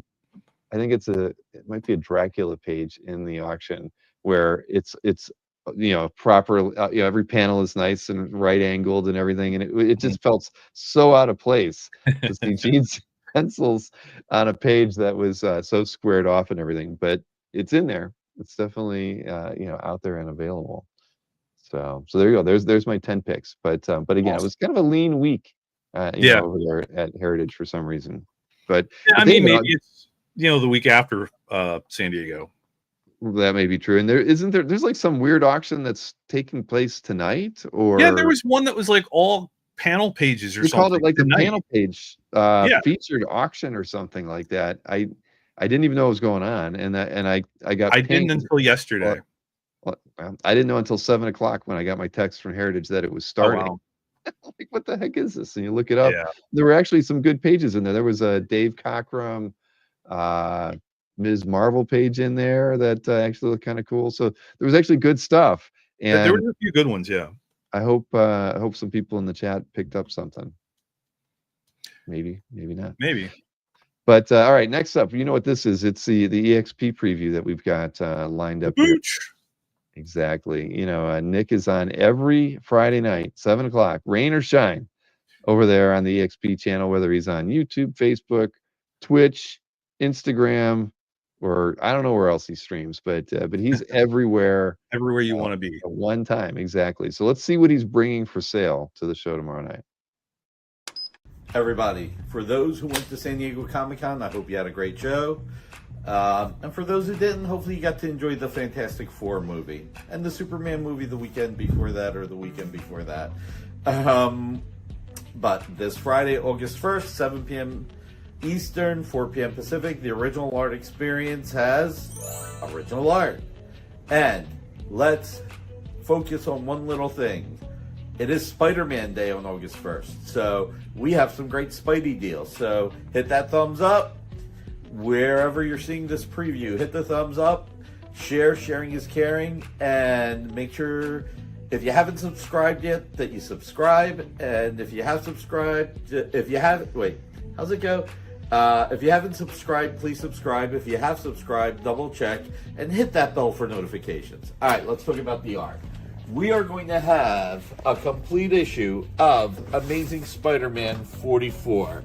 And this is one heck of an issue with beautiful double-page spreads, gang war. I got to tell you, I love this book. Check it out. It is so awesome. Oh my God, you got Elektra as Daredevil. What am I doing? Look at that. Spider-Boy is in it. Oh my God. Look at how beautiful this artwork is by John Romita Jr. and Scott Hanna. You know what? Amy wants me to move this along, so I'm going to stop right there. Then we're going to have Ultimate Black Panther, number 14 cover. Check it out. Then we're going to have the Fantastic Four and Spider-Man and Wolverine and Ghost Rider and the Hulk and Skrulls and the Mole Man on this beautiful Art Adams Art T-Bear page. It is gorgeous. Then I'm going to have this sensational Spider-Man on the air with Mr. Fantastic. And I think just for the heck of it, it's Angel Medina and Scott Hanna. I'm going to do it for $100. So Amy, you'll have to remember that's $100. Then I've got these life story of J. Jonah Jameson pages. And what I think I'm going to do with these is that there's only 3. And I'll make them less than $100 each. Just because this is the only Last Days of the Justice Society page I have. And you've got Hawkman, Flash, Green Lantern, Wildcat, the entire Justice Society.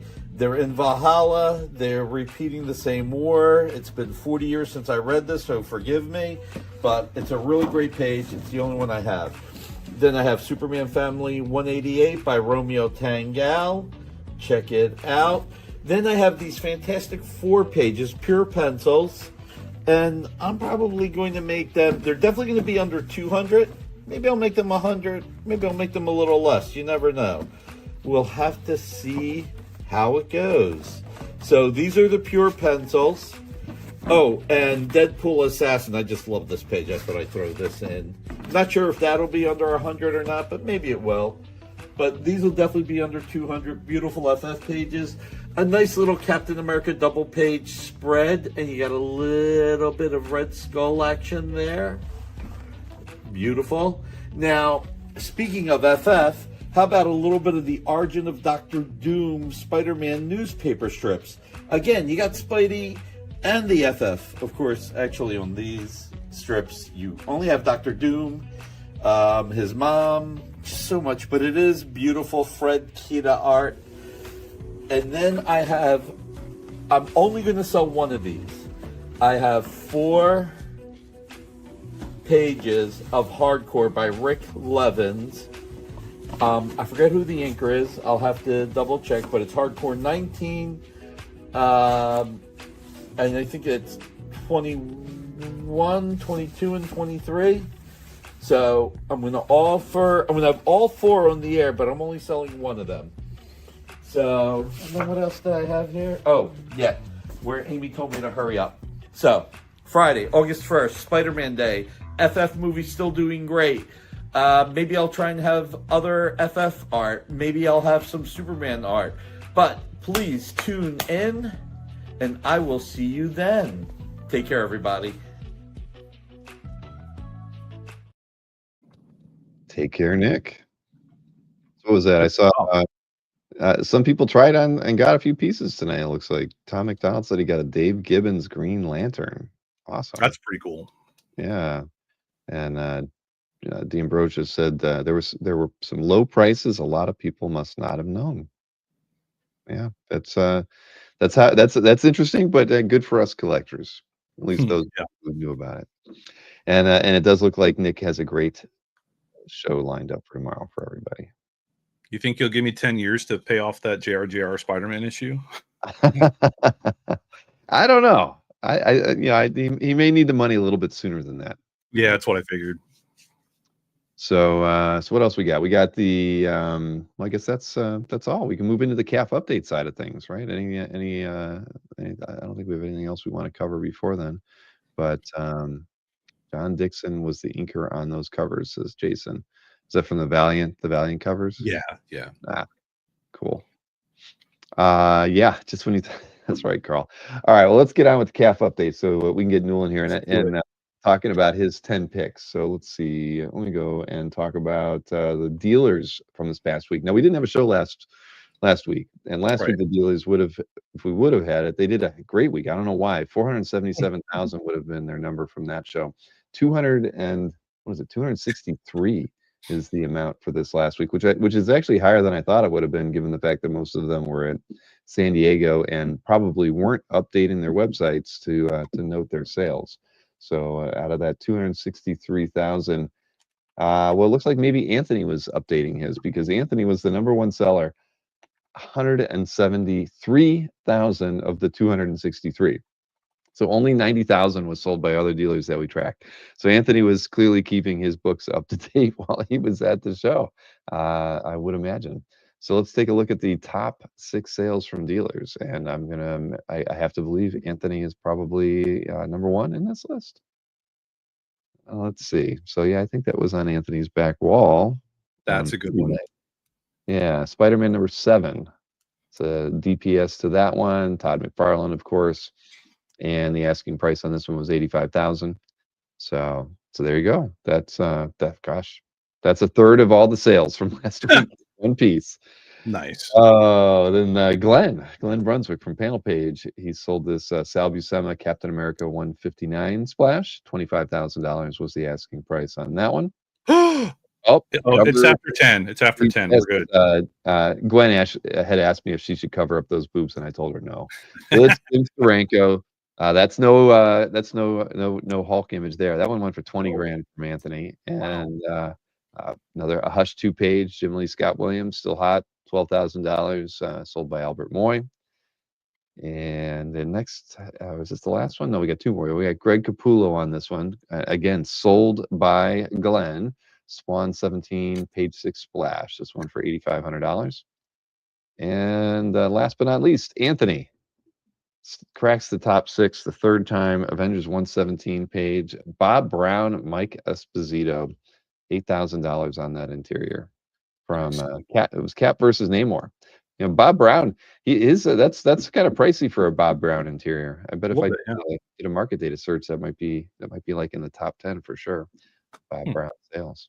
Although Bob did a lot of work, but yeah, not a lot of noteworthy titles. So all right, auctions next. $336,000 last week compared to $258,000 the week before.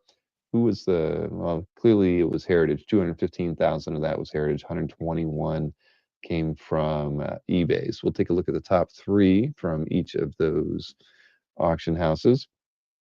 First up, of course, is from eBay. So the number 1 selling item was this Keith Giffen Legion of Superheroes 296 page, went for $5,200. I wonder if Jim McNally was bidding on that one. He's a Legion fan, but so is Mickey and several others. But next up, this Michael Golden P. Craig Russell Batman Family page went for $4,702. That's an awesome page. And Silver Samurai. Take a look. The colors are funky on this one, on the scan or photo that this guy did. But this is from Marvel Team Up 57, and it's pencils by Sal Buscema. That was a cool one. That was a really good one. $3,837. Then over at Heritage, let's see, what do we got? This one went for $21,250. Manuela Lapuccino from Naomi 1. I'm not sure. And then that Pacheco page, I was watching that one, and then it just skyrocketed. Yeah, I got a nasty cram from Chris Norick saying, "Don't feature my Carlos Pacheco splashes anymore." That went for $8,750, and then this Mike Kaluta shadow page, very nicely done, went for $7,000. Dude, there's been a couple of Kaluta shadow pages recently, and they've all been really cool. Definitely, yeah. Anything that's like from that era, it's just I love Kaluta's work. And, I mean, I love it. To me, he didn't work in on comics enough. Lots of pinups that made its way into books and things, but I love his storytelling. In the panels. Yeah, and it's funny because almost the last month or so, the last few weeks, there's been original art he did for the Legend of the Five Rings trading card game, and a couple of other things that were non-comic related. And it's just interesting seeing how much of it there is. Right. I think there's at least one piece in the current weekly auction for Heritage. I'm not mistaken, maybe a couple of those. But yeah, no, they've actually had a lot of Kaluta art of late, which is always nice to see. Did you see Bob was asking if he can make a cameo? I was not looking at the chat while I was showing all that. Kaluta rules. Where did he say he wants to make a cameo? It was while you were reading off the auction results, I think. Oh, I'm sorry. Yeah. Yeah, that's okay. I'd have to scroll. I asked him if he was going to eat a leftover stingray sandwich in front of me. Oh, there he goes. He probably has one in the fridge. He's just, Ready to go. He's saving it for lunch today. Oh, Bob. But fair is fair. Yeah. But well, shall we talk about art though? I have to. Absolutely. Now the first piece I do have to tell you is a piece of art that's for sale, and I didn't catch it until like an hour before the show, so I didn't. Yeah, I know I didn't give you any rules, but we always try to avoid. No, I actually had picked another one that was for sale, and I caught it, and I was like, oh, let me get that out of there. I didn't realize that I had another one. You did, but it's okay because it's an awesome piece of art. And I was like, well, it's an hour before the show. I'm not going to make Stingray work for this one, especially since there isn't a date range search on CAF to make life easier. You're infamous, though. Look at this. The infamous Stingray has arrived. Buy it, says James Dorn. You feature, if you that should be a new rule. If a guest art picker or myself, if anyone who's selecting artwork accidentally picks an art for sale, they have to buy it. I like that. That's a good idea, James. That's that's when you break the rules, you have to pay the price. If number one is what I think it is, I'm not buying that one.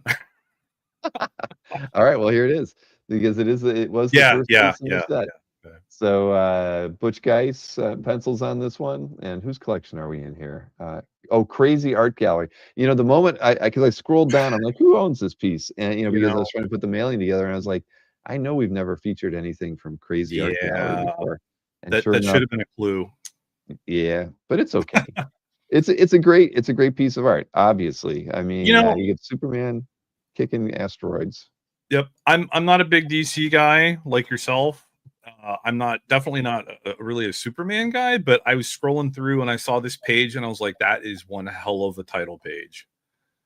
Like that is so dynamic, and it's so just like, like somebody told Superman to go kick rocks and he did, and this is what happens, and I think it's great.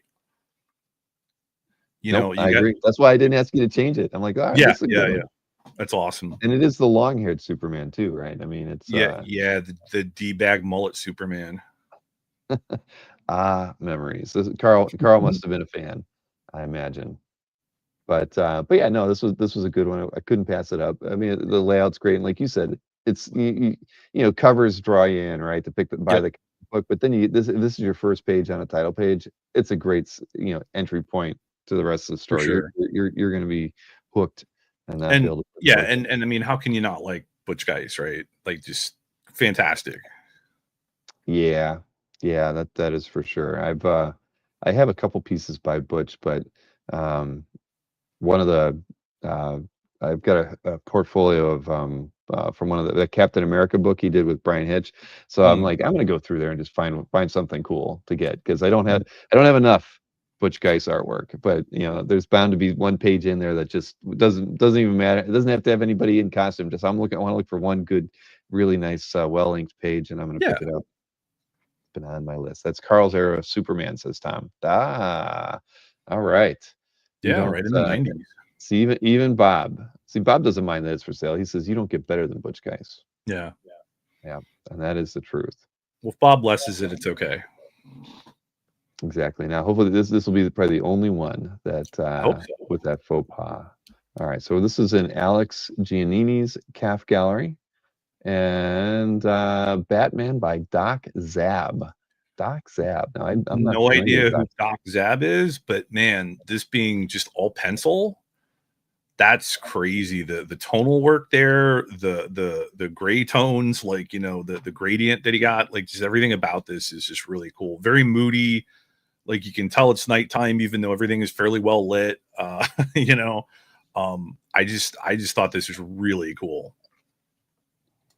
Yeah, it gets kind of a cool chiseled effect with the pencil. Yeah, there's a lot of texture there, even in the cape. Yeah, a lot of depth and just a bunch of cool statues, which is like something Batman is really into. Yeah, we could say gargoyles, and but there's actually a few pieces on CAF by Doc Zab. We got 42 different artworks. So, wow, okay, seems fairly consistent in their approach. So, not familiar with him though. Yeah. Well, congrats to again. What was the name of the? It's not a gallery I've been in before. Alex Giannini's. I should have. Shoot, he's been on the site for 2008. I guess I probably have been in his calf gallery Yeah, before. geez, Bill, how dare you not know every calf member by name? I don't know. It's tough, man. They all start to bleed together. You know, that's why we never switched to like a username kind of thing. That might have been easier, right? If everybody had a username, if everybody was Stingray, right? Right. Or whatnot, or number one Marvel fan, or number one Groove fan. It'd be easy to be like, oh yeah, but then you never know anybody in person. You'd have to, Right. everybody have to have name tags. Hello, Well, my name when is. we built CAF, the thought was everybody should say who they are. No, And yeah, and I think that's great, but philosophy. that's all right. That's why we do like the interviews and stuff too, right? To get everybody out there face to face. Well, this is a good one. First Doc Zab artwork on the CAF update. So thank you for that, Newell. Now Myron Tay. I've been in Myron's CAF gallery before. Let me get the like on here. So the artist name is Angel Unzueta. Not familiar with the artist, but Wasn't super familiar with that one, but man, the realism on this one is off the charts. The just the dynamism of the pose, the great use of the shuriken to give you the depth, in the rain effect. It's subtle, but it's so well done. You know, the little splatters for the drops on the wire there. You know, her hair. Look at all the detail in the hair, the shading and everything. Like, this is just really fantastic. I was very just like, wow, you know, that one, like, you know, you're scrolling through and you're seeing all the thumbnails, and this one just stood out, you know. Yeah, I didn't see it when it was posted, but I'm glad you picked it. Nick Force says that I guess maybe this artist is repped by the Green Room. Says that they previewed Okay. it on their Instagram Oh, insider chat. I did not see that. I'm not on Instagram a lot, but I know that the Green Room does use Instagram quite a bit for their PR. But either way, yeah, I mean, I can't. What is it? It's all pencil. Okay, that's what I wanted to see, or if it was any ink wash on there, because it looks. I mean, maybe some of these white effects might have been done with like a whiteout or something, but that's pretty damn awesome. If it's Bob mostly says pencil. got a very Granov looking. I agree with that, Bob. Mm. Yep. For sure. Anacleto, Coipel, yeah, Yep, all of that. all of those, yeah. Well, that's really nice. Yeah, And very, again, very striking. not very familiar with the artist, so I'm opening up another tab. 183 pieces on CAF. Oh, wow. By them. Wow. Okay. Well, hey, it's always good to get artists on here that we're not familiar with. Right. Now, next up, it's a Transformers piece, and this is an Exodus 404 CAF Gallery member for 3 years. And the artist on this is Jason Howard. I know Jason's work. So yeah, this is pretty awesome. Jason's a really cool artist. I think he's a little bit underrated. You know, he's done. I knew him mainly from he did a couple of books with Warren Ellis at Image. What was the one? Trees. There's another one that I can't think of the name of. And then he did a creator-owned book called Big Girls, which is about like women that grew up to large sizes so that they could fight kaiju. That was a fun book. And then he did recently did like Carl would know, one or maybe even two fill-in issues during the Jorge Corona run of Transformers. And he kind of focused on Starscream. And I just thought that this panel was, or this page rather, was really, really cool. Because the giant Starscream, you know, you got that splash effect and it just looks really fantastic. He draws a very good Starscream. There's a lot of detail there. But then all the itty bitty tiny little panels in the back, that grid in the background really sells it. It was 2 issues. All right, thanks, Carl. You know, like Starscream is going to town, killing a bunch of people, causing chaos and destruction, and they could have easily drawn like fiery debris in the background or something, you know, and he went all out on these smaller panels to kind of give the full kind of detail on all of the destruction that he's causing. I just thought that was really cool, a really cool way to show that off, in addition to having that nice big image. Exactly. I mean, I love that it's like almost like an overlay on top of all those panels in the background. Just kind of a nice. Yeah. nice approach to storytelling. It's a focus on the character, but then you get a huge slice of the mayhem going on around him. Exactly. I love the approach to that. Mm. And again, with Exodus 404, 3-year member of CAF from China. Oh, nice. Yeah, we should be showing flags for each. Yeah, That'd be cool. I'll have to talk with Maureen about that. Make a note. She hasn't been working hard enough for a while. Hope she's not listening because I was I've gonna got her say, is she watching I tonight? literally have her working on something right now, so she may be listening in. But yeah, very cool, very cool. Yeah, I really like that one. And I get my like on that one. Next up, let's see. Now, Andy Worst. Andy, he always had something good every week. It feels like, and see, it's Spider Ham related. Oh, is it? He's the Spider Ham guy. I didn't know that. Okay. Yeah, he would be the number one Spider Ham fan if he would. That's well, I now that I know that, I will have to keep an eye out. That's fun. And that's why I picked this one. This is just so fun, right? Like everything about this. I mean, Spider-Ham is kind of a fun character, kind of silly anyway, right? But even just seeing him here with the jagged wavy lines as he's getting zapped by the giant speaker, I thought that was fun. Having Ozzy Ostrich, the Ozzy Osbourne fill in there was really great. The crowd just going crazy. Everything about this cover is fantastic, and it's just I think that comics can be a lot of fun, and this is just embodies that to the fullest. Yeah, agreed. I don't think I've never read a page of Spider-Ham. So neither have I. And he's going to be mad at me for that one. It is Marvel, so I guess I should have. But either way, the imagery out of those books was always fun. And this one, you get literally like 60 characters on the page. They're all wearing something different. They all got different glasses. A lot of attention to detail there. And yeah, it's very fun. Yeah, and like this cover makes me want to read this issue. Mm-hmm. Yeah, nope, I'm with you there. And not sure what do you must have an interior page in the book as well. But cool. Andy, always fun seeing the stuff he posts. And what does he have? 11 comments on this. We can always throw some more on there. Yeah. All right. Then Carl's collection. Speaking of Carl. What? The other Carl. This is rigged. Yes, backup story in Kaya 25, and this is Mr. Jesse Lonergan, who's just lighting up the indie and non-indie world alike with his amazing artwork. I mean, I think you're a fan. I'm a fan. I am Carl's a huge fan. Yeah, I don't have anything from Jesse yet, but I would love to get something from him. I think his work is fantastic. I picked this page not because of Carl. Carl can go screw. I picked this one because I really like this page. I kind of wanted. I actually think I'm the one that told Carl about this 5-page story in the back of that issue of Kaya, and then he went and bought them out from under me. So I think the term he used was Kaya blocked. So. Now, I don't know. Is any of this true? Is Carl sticking up for any of this? Jesse's art is 15.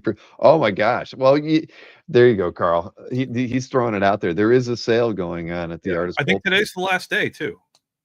Oh, well, if it's midnight Eastern, everybody, you only have 44 minutes to get over there and pick something up. Now, I also picked this because I wanted to cheat a little bit. If you go down to the additional images, Bill.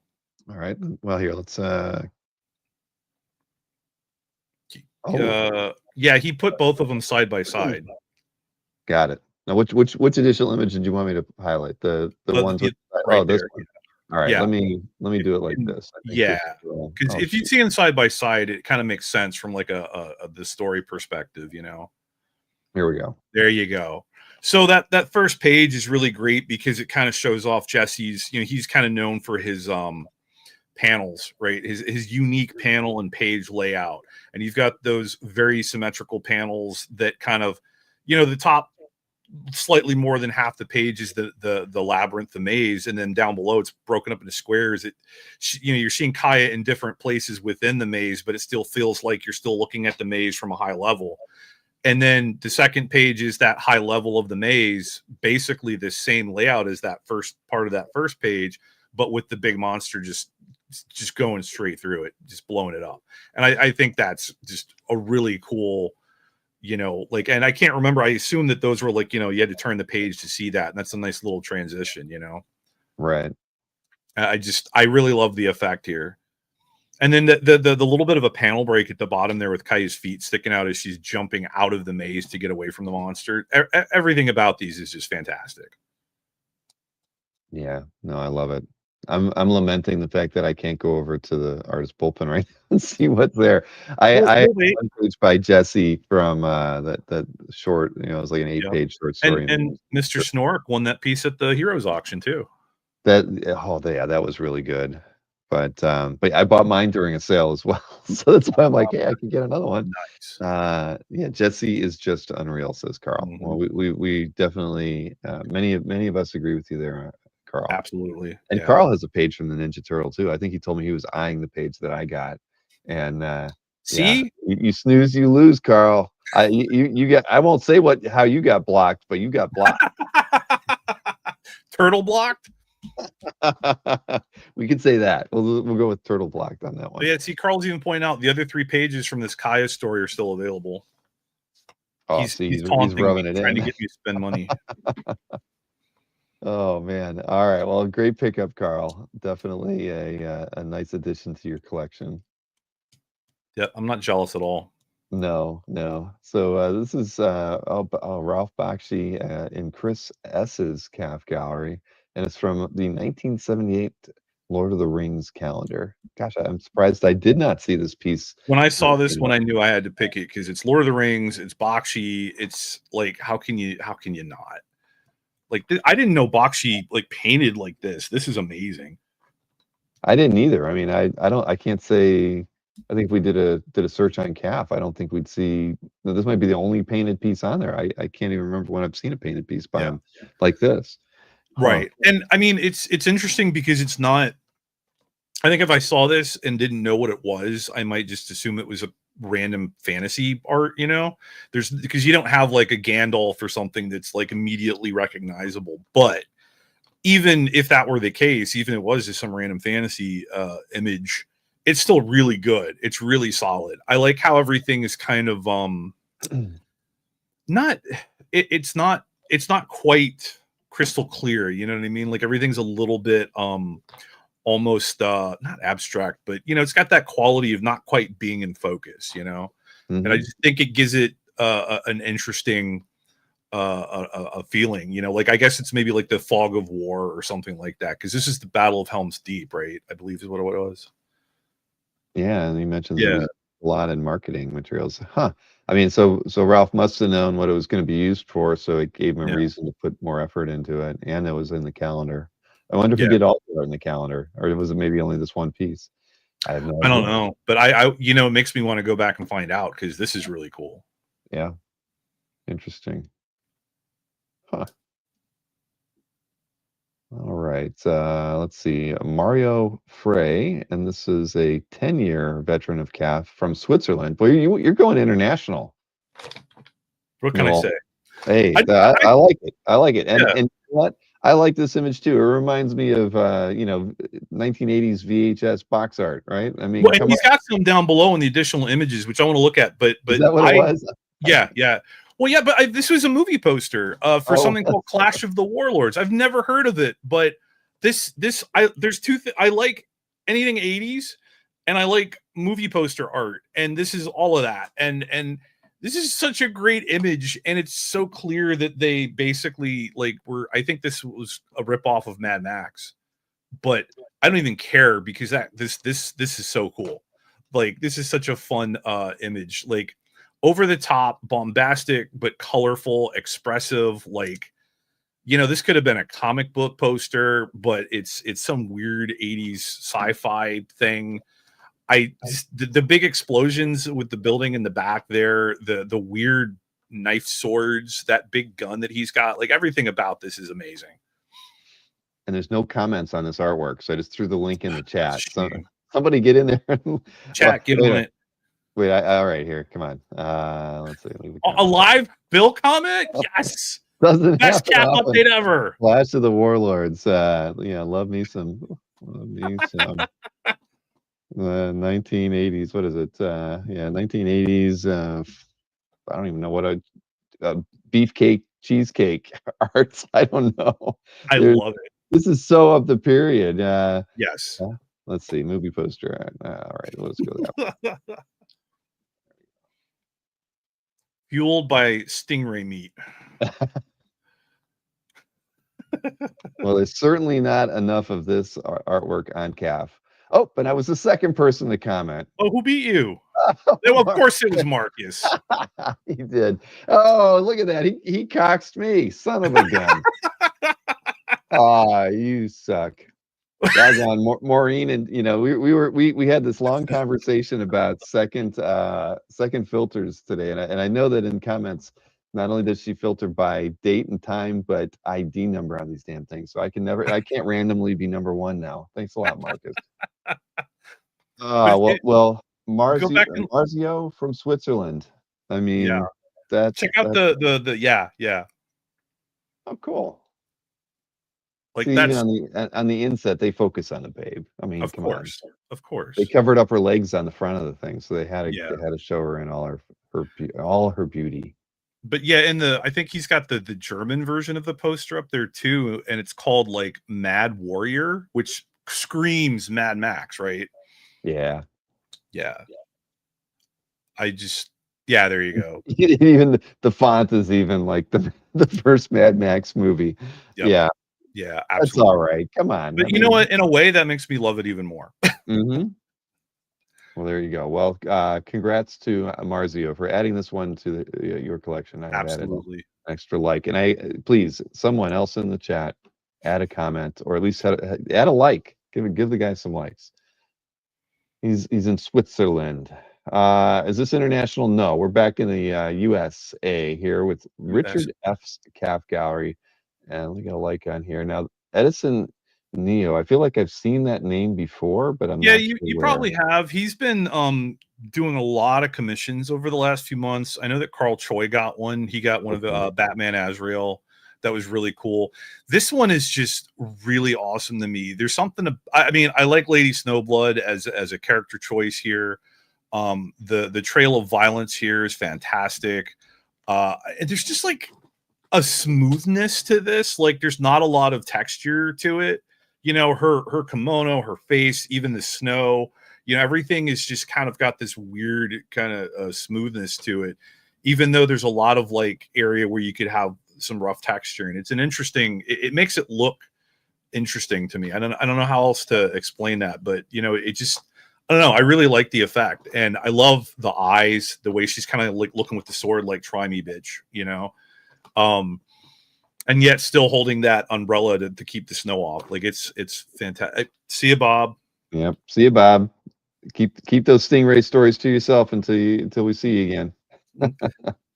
Like the guy with the arm cut off, that's kind of back there behind her in the trail of blood. Just this is even like the light coming from the lamppost in the background. This is just fantastic. Edison Neo is definitely on my list of somebody I need to get a commission from, because everyone I see from him is just wonderful.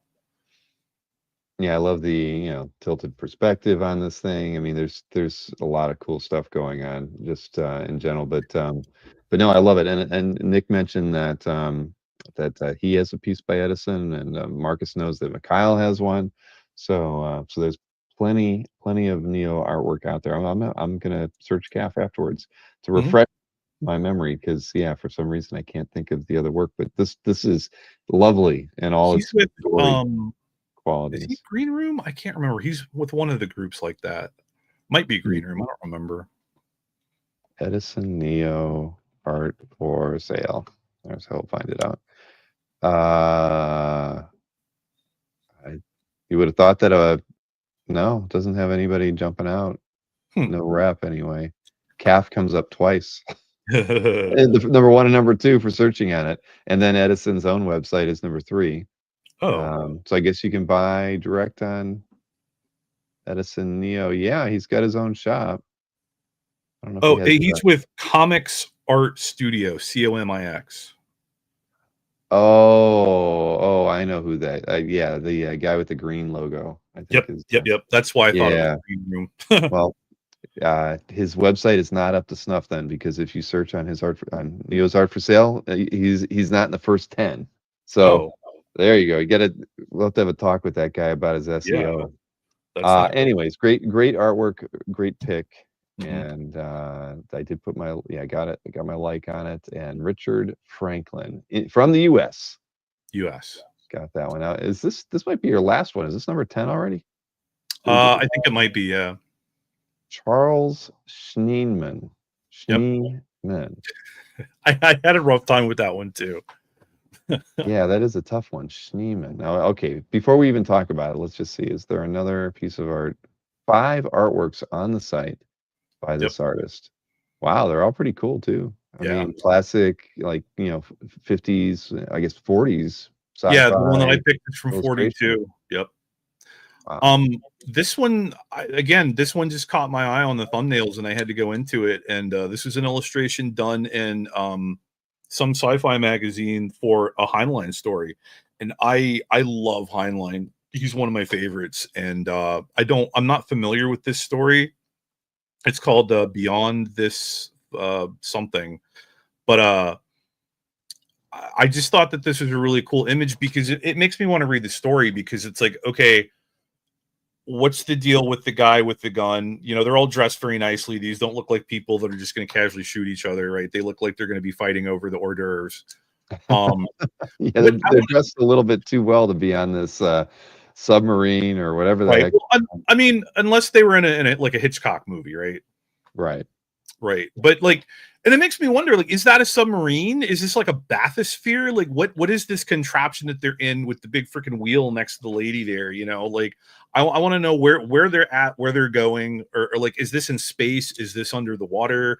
Like, what's the deal here? And why does this guy look like he's about to cap that guy in the back? You know, like, what kind of betrayal is going on? This is just it's really intriguing to me and makes me curious about the story, which, that's what these illustrations were supposed to do.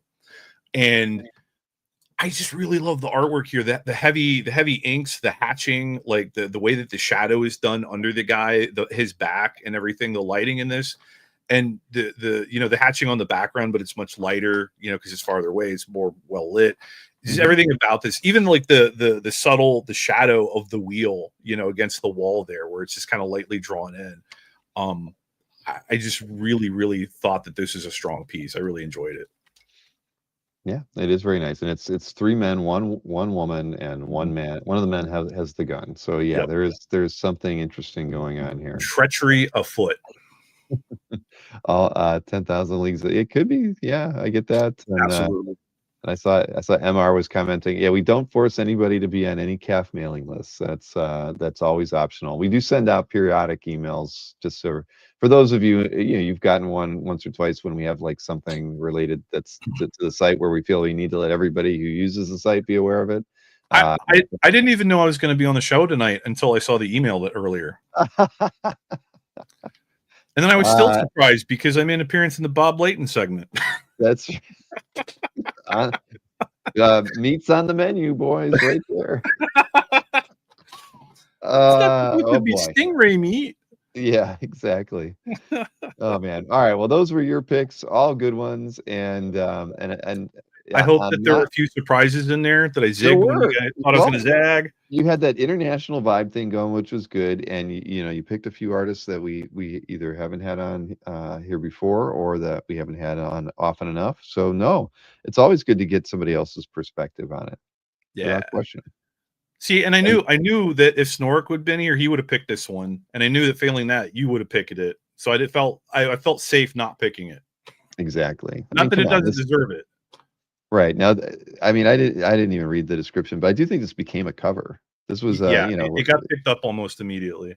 Right. I mean, come on, any artist that wants to, that has the time and fortitude to put effort into a piece like this, they're definitely would want to try to, shop it around too, right? Oh, Because you get the commission sale and then you get it out there as well. Then the commissioner's happy and all that.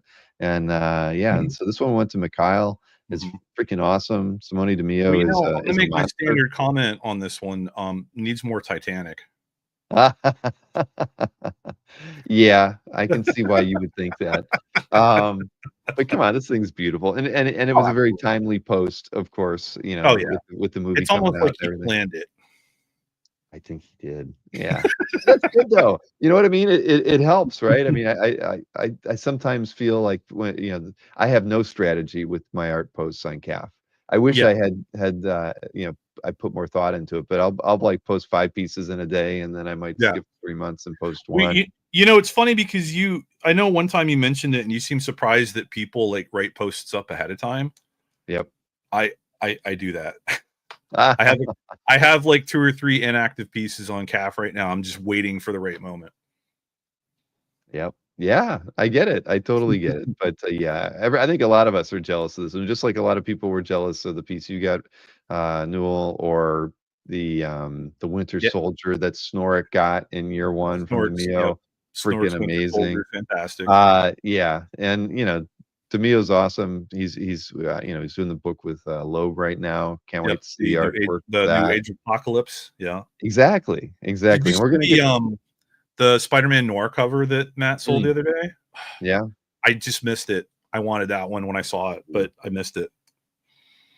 Well, there'll be more opportunities. That's the thing. Yeah. But I have not seen the sketch cards that are going to be on the show on Saturday, but I'm Oh sure they're yeah. going to be awesome. So Oh, of course. I'm going to be, while I might be in the green room, I may be Oh, higher. are you going to be wearing your producer Bill hat? I am. I am. Yeah, we just had some flaky stuff, and I also want to stream to Instagram that show. I think that would be Oh, cool. whenever you have artists on, it's always kind of I think it's a good Mm, opportunity, and so it's not something we typically do here, and it's a yeah. real pain in the butt. Which, if it was easy, we'd be doing it, but Yeah, yeah. you actually have to like multitask on both platforms to get it Oh, to okay. start. It's a pain, and it don't only works like half the time. Anyway, beautiful Yeah. piece, Mikhail. And I love it, and I used the color image that Simone had done the colors on it himself. I thought were fantastic. Yeah, that's I mean, probably for which the he actual usually cover. does. I mean, look at that. Yeah. That's awesome. Because when I first made the slide for the show, I had the black and white version, and I'm like, I want to add some color to it, and I almost did, and I did it myself, and then I realized he had this in there, and I'm like, oh, Well, okay.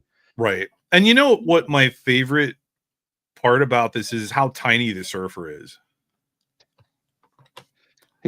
Here's the low tech photo with that, but yeah.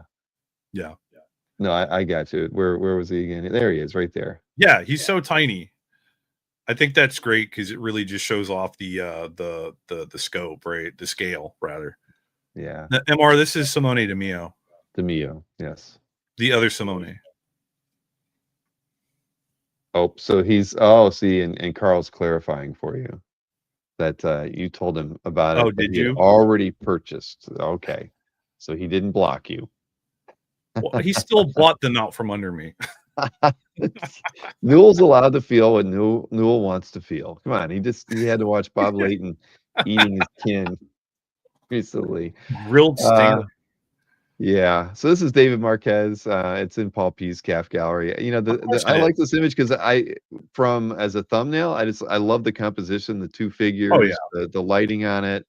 I mean, it's fairly static as a pose for both characters, Mhm. but combined, it works really, really well. And I We love know. the scratch marks in the black at the bottom and the webbing at the top. Yep. It's That's what I was just getting fun. ready to comment on. Yeah. Yeah. I love those as like a textural element that are suited to each of the characters.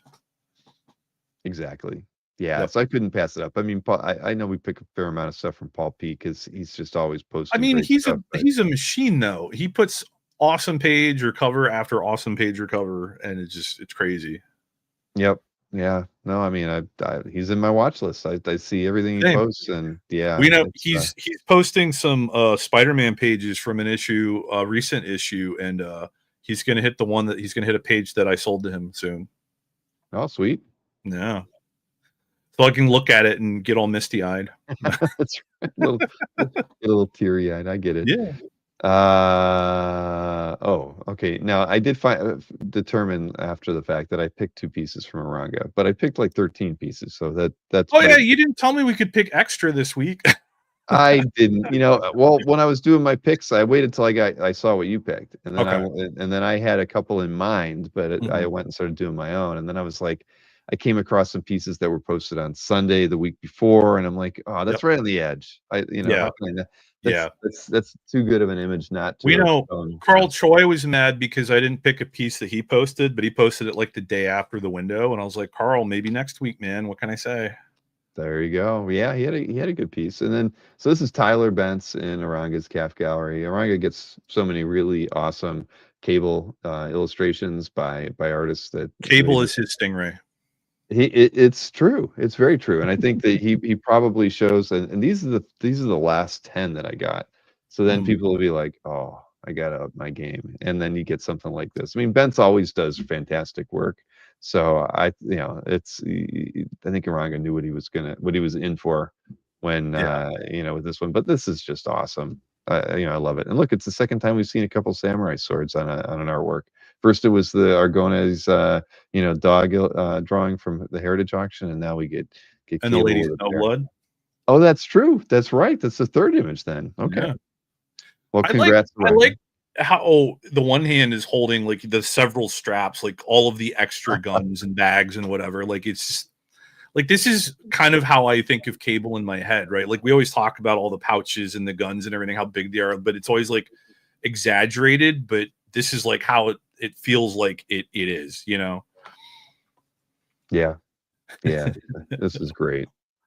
And like it looks like he's even got like a pistol shoved in a thing in the front there, and like just fantastic. He does. Guns on guns on guns. Is there a knife in the boot somewhere? I mean, there And look how must be. tiny his ankles are. They're gonna snap under all that weight. It's like a Mike Mignola drawing almost, right? I mean, it's got that kind of anatomical feel to it. But either way, lovely, lovely drawing here, Oranga. Congrats. What's next? So this was in who's Kafka? Oh, this was Khalil's. Okay, so Kevin Catlin or Catalan is the artist. I'm again not super familiar with it, but I love the composition on this for a and I'm assuming it's a commission. Guess I Mhm. better double check. It But looks yeah, like it. was a commission, but it could have been a cover. But either way, I just love the battle. I mean, it's like Oh it's like yeah, totally tipped on side. I mean, this Hulk is coming down on the thing. Things are and still gonna throw a the speed punch. lines on the fist there to give you like the sense of the force, which it's the Hulk, of course. Yeah. Really good stuff there. And this is gonna sound a little weird, but I really like the detail in the fingers and the toes on the Hulk. Like they're kind of They're almost like, exaggerated, but it yeah, it it works, you know. they're almost like Ren and Stimpy fingers. I mean, they're A kind of little bit, yeah, yeah. they got that vibe, don't they? But they A little work. bit, yeah, You're yeah. right. I can't, yeah, absolutely. Steampy. Oh man. Yeah, not weird at all, says Emma. Yeah, I don't think it's weird at all either. But anyways, cool image. And I haven't picked something from Khalil's collection in a while, so I felt I was a little overdue.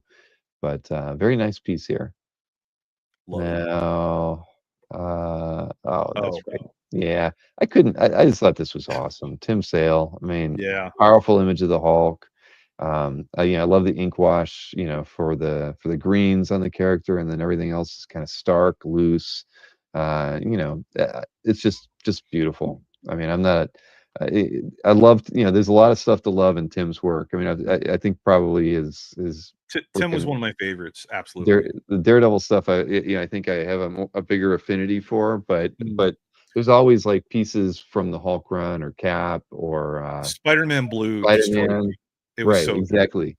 There's just you come across pieces like this that are just Like jaw-dropping. even the way that he drew the Green Goblin, it was unlike Mhm. it was unhinged and wild, but unlike any other depiction of the Goblin I'd ever seen. So Yeah. yeah, no. And anytime you can pick Tim, you should probably pick Tim. So true. I didn't see Carl's comment. He said, "Thing, you idiot." Idiot. I love it.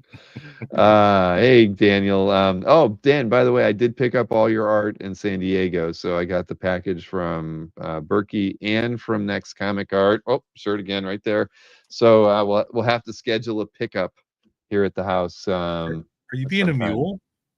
I am. Yeah, well, Dan lives like 5 miles from my house. So Nice. yeah, so I figure why not? And I was dropping off art, so why not pick up stuff and Yeah. but yeah. So let's send me an email, Dan. All right, let me see. Whose calf gallery was that? I forget now. Oh, Stephen Yarch. How could I forget? Oh, yeah, yeah, yeah. One of the two number one Hulk collectors on the site. So congrats, Stephen. I mean, when you collect Hulk, it's like, how do you like keep finding pieces that kind of want you to have more Hulk Mhm. artwork? And when I you've mean, been doing that's it a for good like way to 15, go. 20 Yeah. years, right? Glenn Brunswick, this is in his calf gallery, and the thing is, it's Ramita Senior, Yep. and and he mentions that he feels like Ramita Senior was one of the best, kind of romance artists Oh, for ever, and sure. it's hard to disagree with him because I mean, it's half the reason he was probably put on Spider-Man was because he Oh, could yeah. draw people in normal settings. I mean, that looks like Peter Parker. It Right there, does. you And that know? could be Flash Thompson, you know? Absolutely. I mean, and so, yeah, when I saw this, I was like, "Damn, that's really nice." Wait. And I think probably all of us, that have seen enough romance art out there. I mean, there's other really good artists, but certainly Mhm.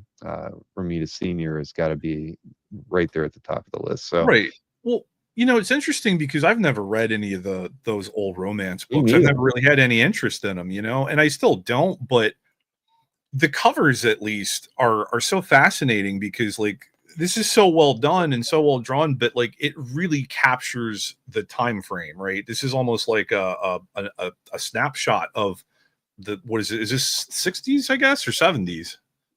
It could It's got to. I'm thinking 60s with the that's yeah, that's 50s. kind of what I'm thinking too. I It don't doesn't say see a on it. date. But either way, it is. You're right. It captures the time, but it's just a great image and Yeah. it's awesome. I'm very so and this is in Glenn's, Like first. even the corner box, right? The couple kissing, but in silhouette with that trippy background, like that's really cool. Yeah. 6970 says number one Marvel fan. Thanks, Tom.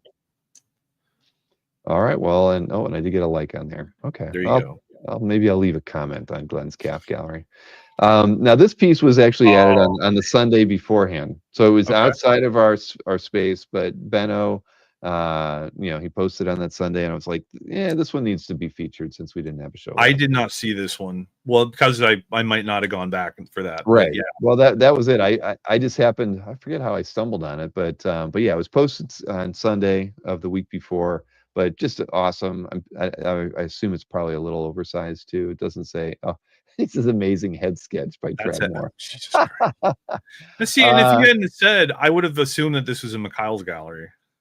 Yeah, why not, right? But Yeah. yeah, I mean, again, that was the other interesting thing was, I think of when I think of Benno, I think of classic illustration, Mhm. classic comic artists, Wrightson, etc. Yeah, And trad then seems a little new for him. right, but the thing is, Benno is an art lover. He loves Art Nouveau images. He does Mhm. own a lot of illustration artwork, and so I could see why he'd probably have an affinity for trad style. And then he gets something like this. Yep. Uh, I think Trad might have done a little bit of research on Benno when he was putting this one together, but congrats to Benno for getting And it. Yevgeny's saying that it has some Bertram vibes, and I can kind of see that, but it doesn't have enough insides, Hmm. It's not visceral enough. But there's definitely, leaning in that direction. But Yeah, yeah, this is just wild. I'm glad that you showed this one because I missed it. right. I felt it would have been a crime to Yeah, not show yeah. it. And then Matt Kennedy, I've seen him in the chat. I know that I don't even know how to pronounce the artist name. I've seen them at shows and I don't know how to pronounce it. Do you? Dak Not Saki? offhand, no. All right. Either way, I know they've had a few issues with some stuff in the past, or whatever. But the thing is, an incredible illustrator. I just love the colors on this, the composition. It's freaking beautiful. Yeah, And I well, mean, this just is great, and we don't see enough Fables art, so this is really cool. yep. Yep. No, I agree with you. So Matt Kennedy, great pickup, and yeah, no, it's totally fun. But again, the colors, it's like I don't know what I like more. It's just the layout and the style of it, or the work of the colors, because they're not. I mean, look how light. I mean, a lot of the stuff is, but they're just Mhm. so bright. Everything pops because of it. So Yeah. it's a beauty, Matt. Good job. Wait till you see the commission. Okay. Well, you're adding tomorrow. All right. Well, so this is the next piece is the other Oranga piece, and I don't know if it was So much added. longer. Yeah, it was added on the okay. So I picked it was the right time frame for it, but this I couldn't pass it up. This is No, artist that's is Ben fantastic. Harvey. I mean, come on, isn't that awesome? There's so many things to like about it. I mean, the complementary colors between Yep. Miles and then the city behind them, or the fact that he painted the city in yellows. I mean, I is can't this get over it how subtle the what's there to tell us that there's buildings in the background is so slight, but it reads as buildings. That's fantastic. Look at that, a twofer. A Yeah, it twofer. doesn't happen often, Oranga, but it was. I mean, it was kind of hard to pass those two pieces up, but especially this one. I mean, I Yeah. love the way the figure is drawn. I mean, wiry, perfect, exactly what you want, and then you get the crazy city painted behind it in yellows. That it's just it's so unlike anything that I've seen. Even the tonal work on the character is it's really kind of dark, right? But it all works. I mean, Yeah. it's And I like amazing. the backpack with all the papers flying out. That very feels like a kind of a classical Spider-Man thing, right? Yeah. Whether it's Miles or Peter, like that's a Spidey thing, right? Always in a rush to get somewhere and like just tripping or falling and losing your stuff. Yeah. Yeah. Ranga mentions Harvey deserves the attention because he's so damn talented. No, I totally agree with you. I But mean, that's yeah, really I love good. this piece. And so, I honestly, when I picked this one, I didn't know it was in Ranga's Cap Gallery. So I knew the first one was just by the character, right? But I'm like, oh, this image is too good. Set that one aside. Uh, yeah, that's pretty good. No, there's a lot to love here. Then this pick was from the week before, and Fish Ben's Oh, went all out on getting this Art Adams piece. I mean, And, I saw it. I think I saw it on Facebook before I saw it on CAF. But mhm. at the end of the day, it was like I can't not go back one day to not. Yeah. I mean, This would have been featured last week if we had a that's show. pretty iconic. Yeah. I mean, and Fish has an amazing collection as it is, but it just seems like the last few pieces that he's picked up just have such a like I said, they are very iconic. They're artworks that I think most collectors, even collectors who have deep pockets, might think they'd never be able to own a piece like this, and Right. then you own a piece like this. How cool is that? I mean, Right. that's got to be like one of the greatest feelings in the world, to pick up Yeah, like something. where did he even find this? Like crazy. Yep, agreed. But yeah, I if I ever ran into Fish and I hadn't featured this, I'd expect to get socked in the eye or something because this is just too good. He knows I'm a fan, so there's no way I could have avoided it. Well, I mean, how can you not, right? Thor Storm, that's just cool. And look at the facial expression in that top middle panel. Like that's fantastic. Yeah, Rubenstein did a Love great it. job inking this one. Yeah. So yeah, that's awesome. So congrats. And plenty of comments on it. 48 comments, 51 likes. Holy smokes, 1,800 views. That's a lot Wow. for like a couple weeks on CAF. It Yeah. must have hit some social site. No Cyclops in that one, says Marcus. That's why it did so well. Yeah. Of course. Yeah. Hey, there's Fish. Fish, I'm sorry, I didn't even know you were in the chat, man. I was looking at the art, not the chat. Yeah, it's perfect. But That's congrats, where man. you should be looking. They'll survive.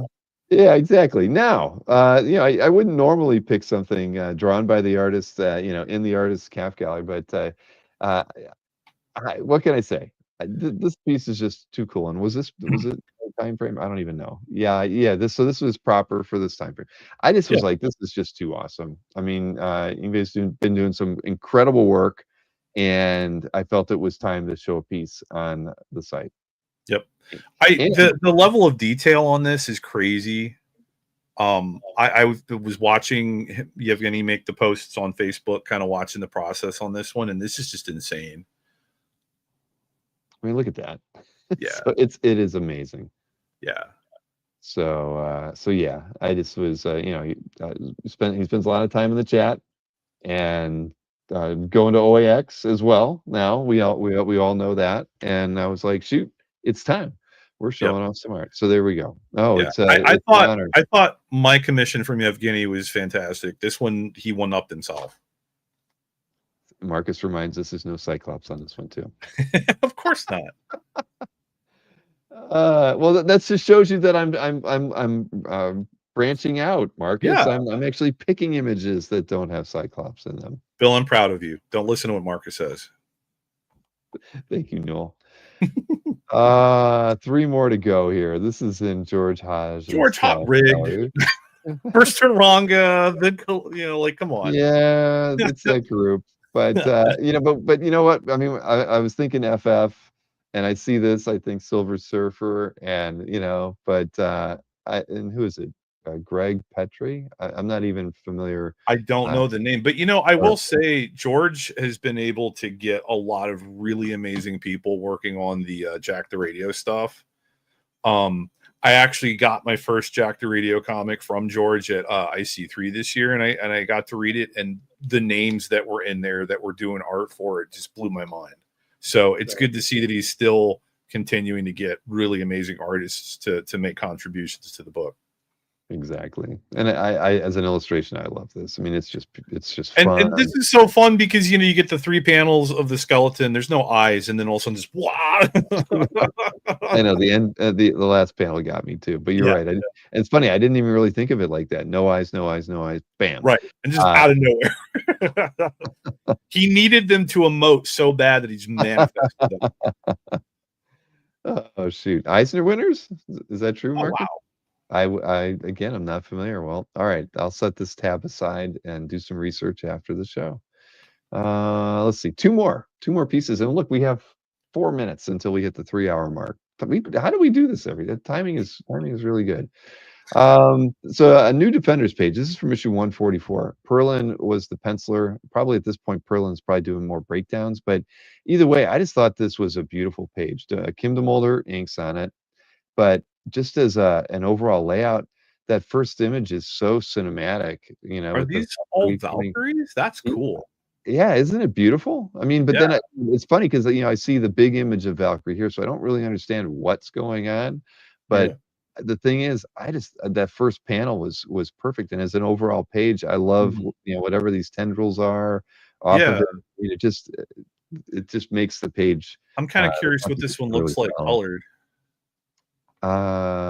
Did they? Oh, look, they actually did put a color in there. Okay. Yeah, I have no idea.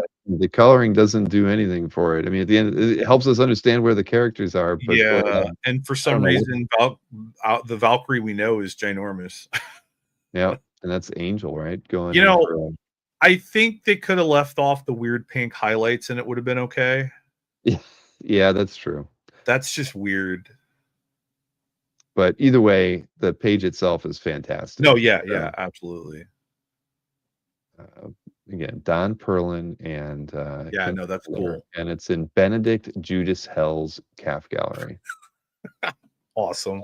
One of the best gallery names on Calf. So finally, the last one is a con sketch, I think, right, or a commission. They just label it as illustration. Duncan Rouleau, I think that's right. I've heard that name before. Yeah, I think Chris is a fan. I think we've picked a few pieces from Duncan before, but I just like the composition on this. I mean, I don't know, was Crypto asked for when it was commissioned? I don't know, but as a single character piece without Crypto, the piece would have been rather, just okay, good layout. Love, like using that, the dark shape in the background to kind of frame it.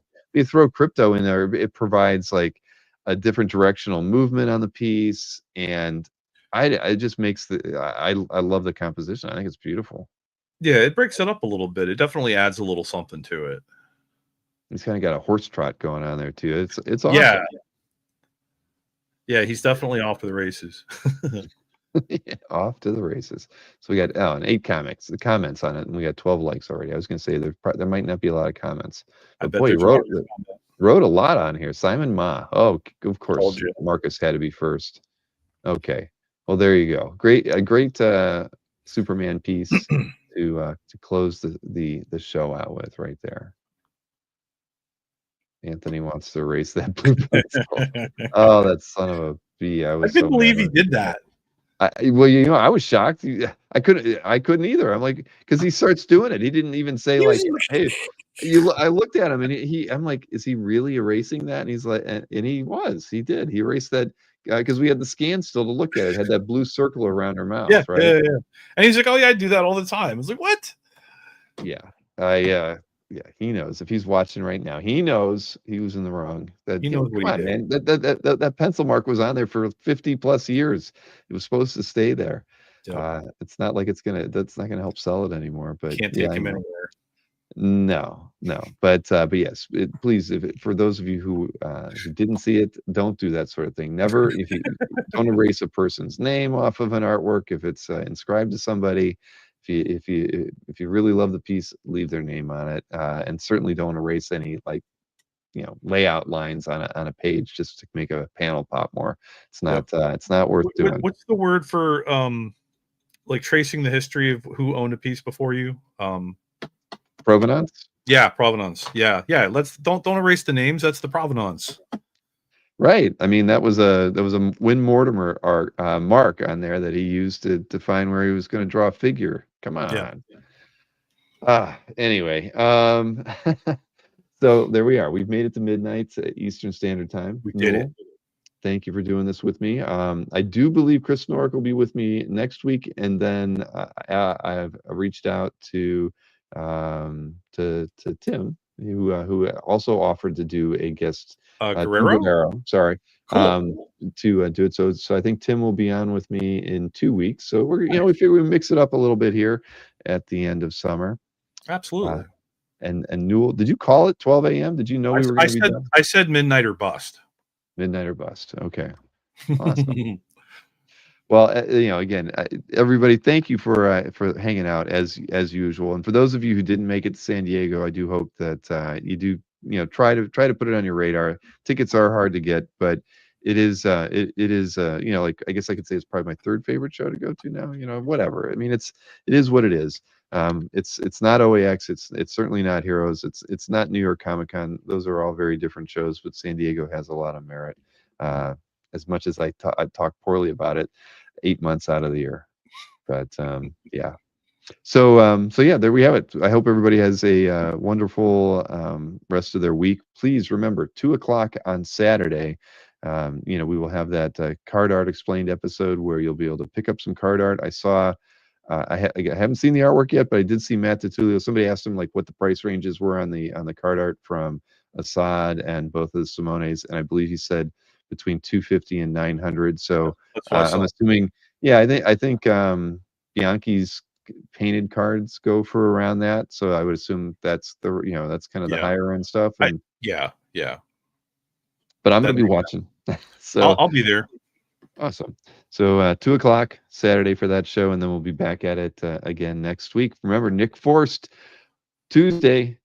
He's the number 2 Cyclops collector. I was going to say the other Cyclops fan. All right. Yes. We can have 2 number 1 Cyclops collectors for one evening on the show. That's what we'll do. Man, you guys are going to be it's going to be disgusting. He hasn't sent me his list of art, so I have no idea what what'll be bringing in. I promise I will not wear my Cyclops visor for the whole show. Oh, well, you know what? You might not have to because Nick might do it. That's right. He won't be dressing as Batman for that one, I don't think. Yeah. Oh man! All right, everybody, have a wonderful evening, and again, thanks to Bob Layton for starting us off, even with the toenail I'm not issue, thanking Bob, and for Newell for closing us out here. We'll see everybody again.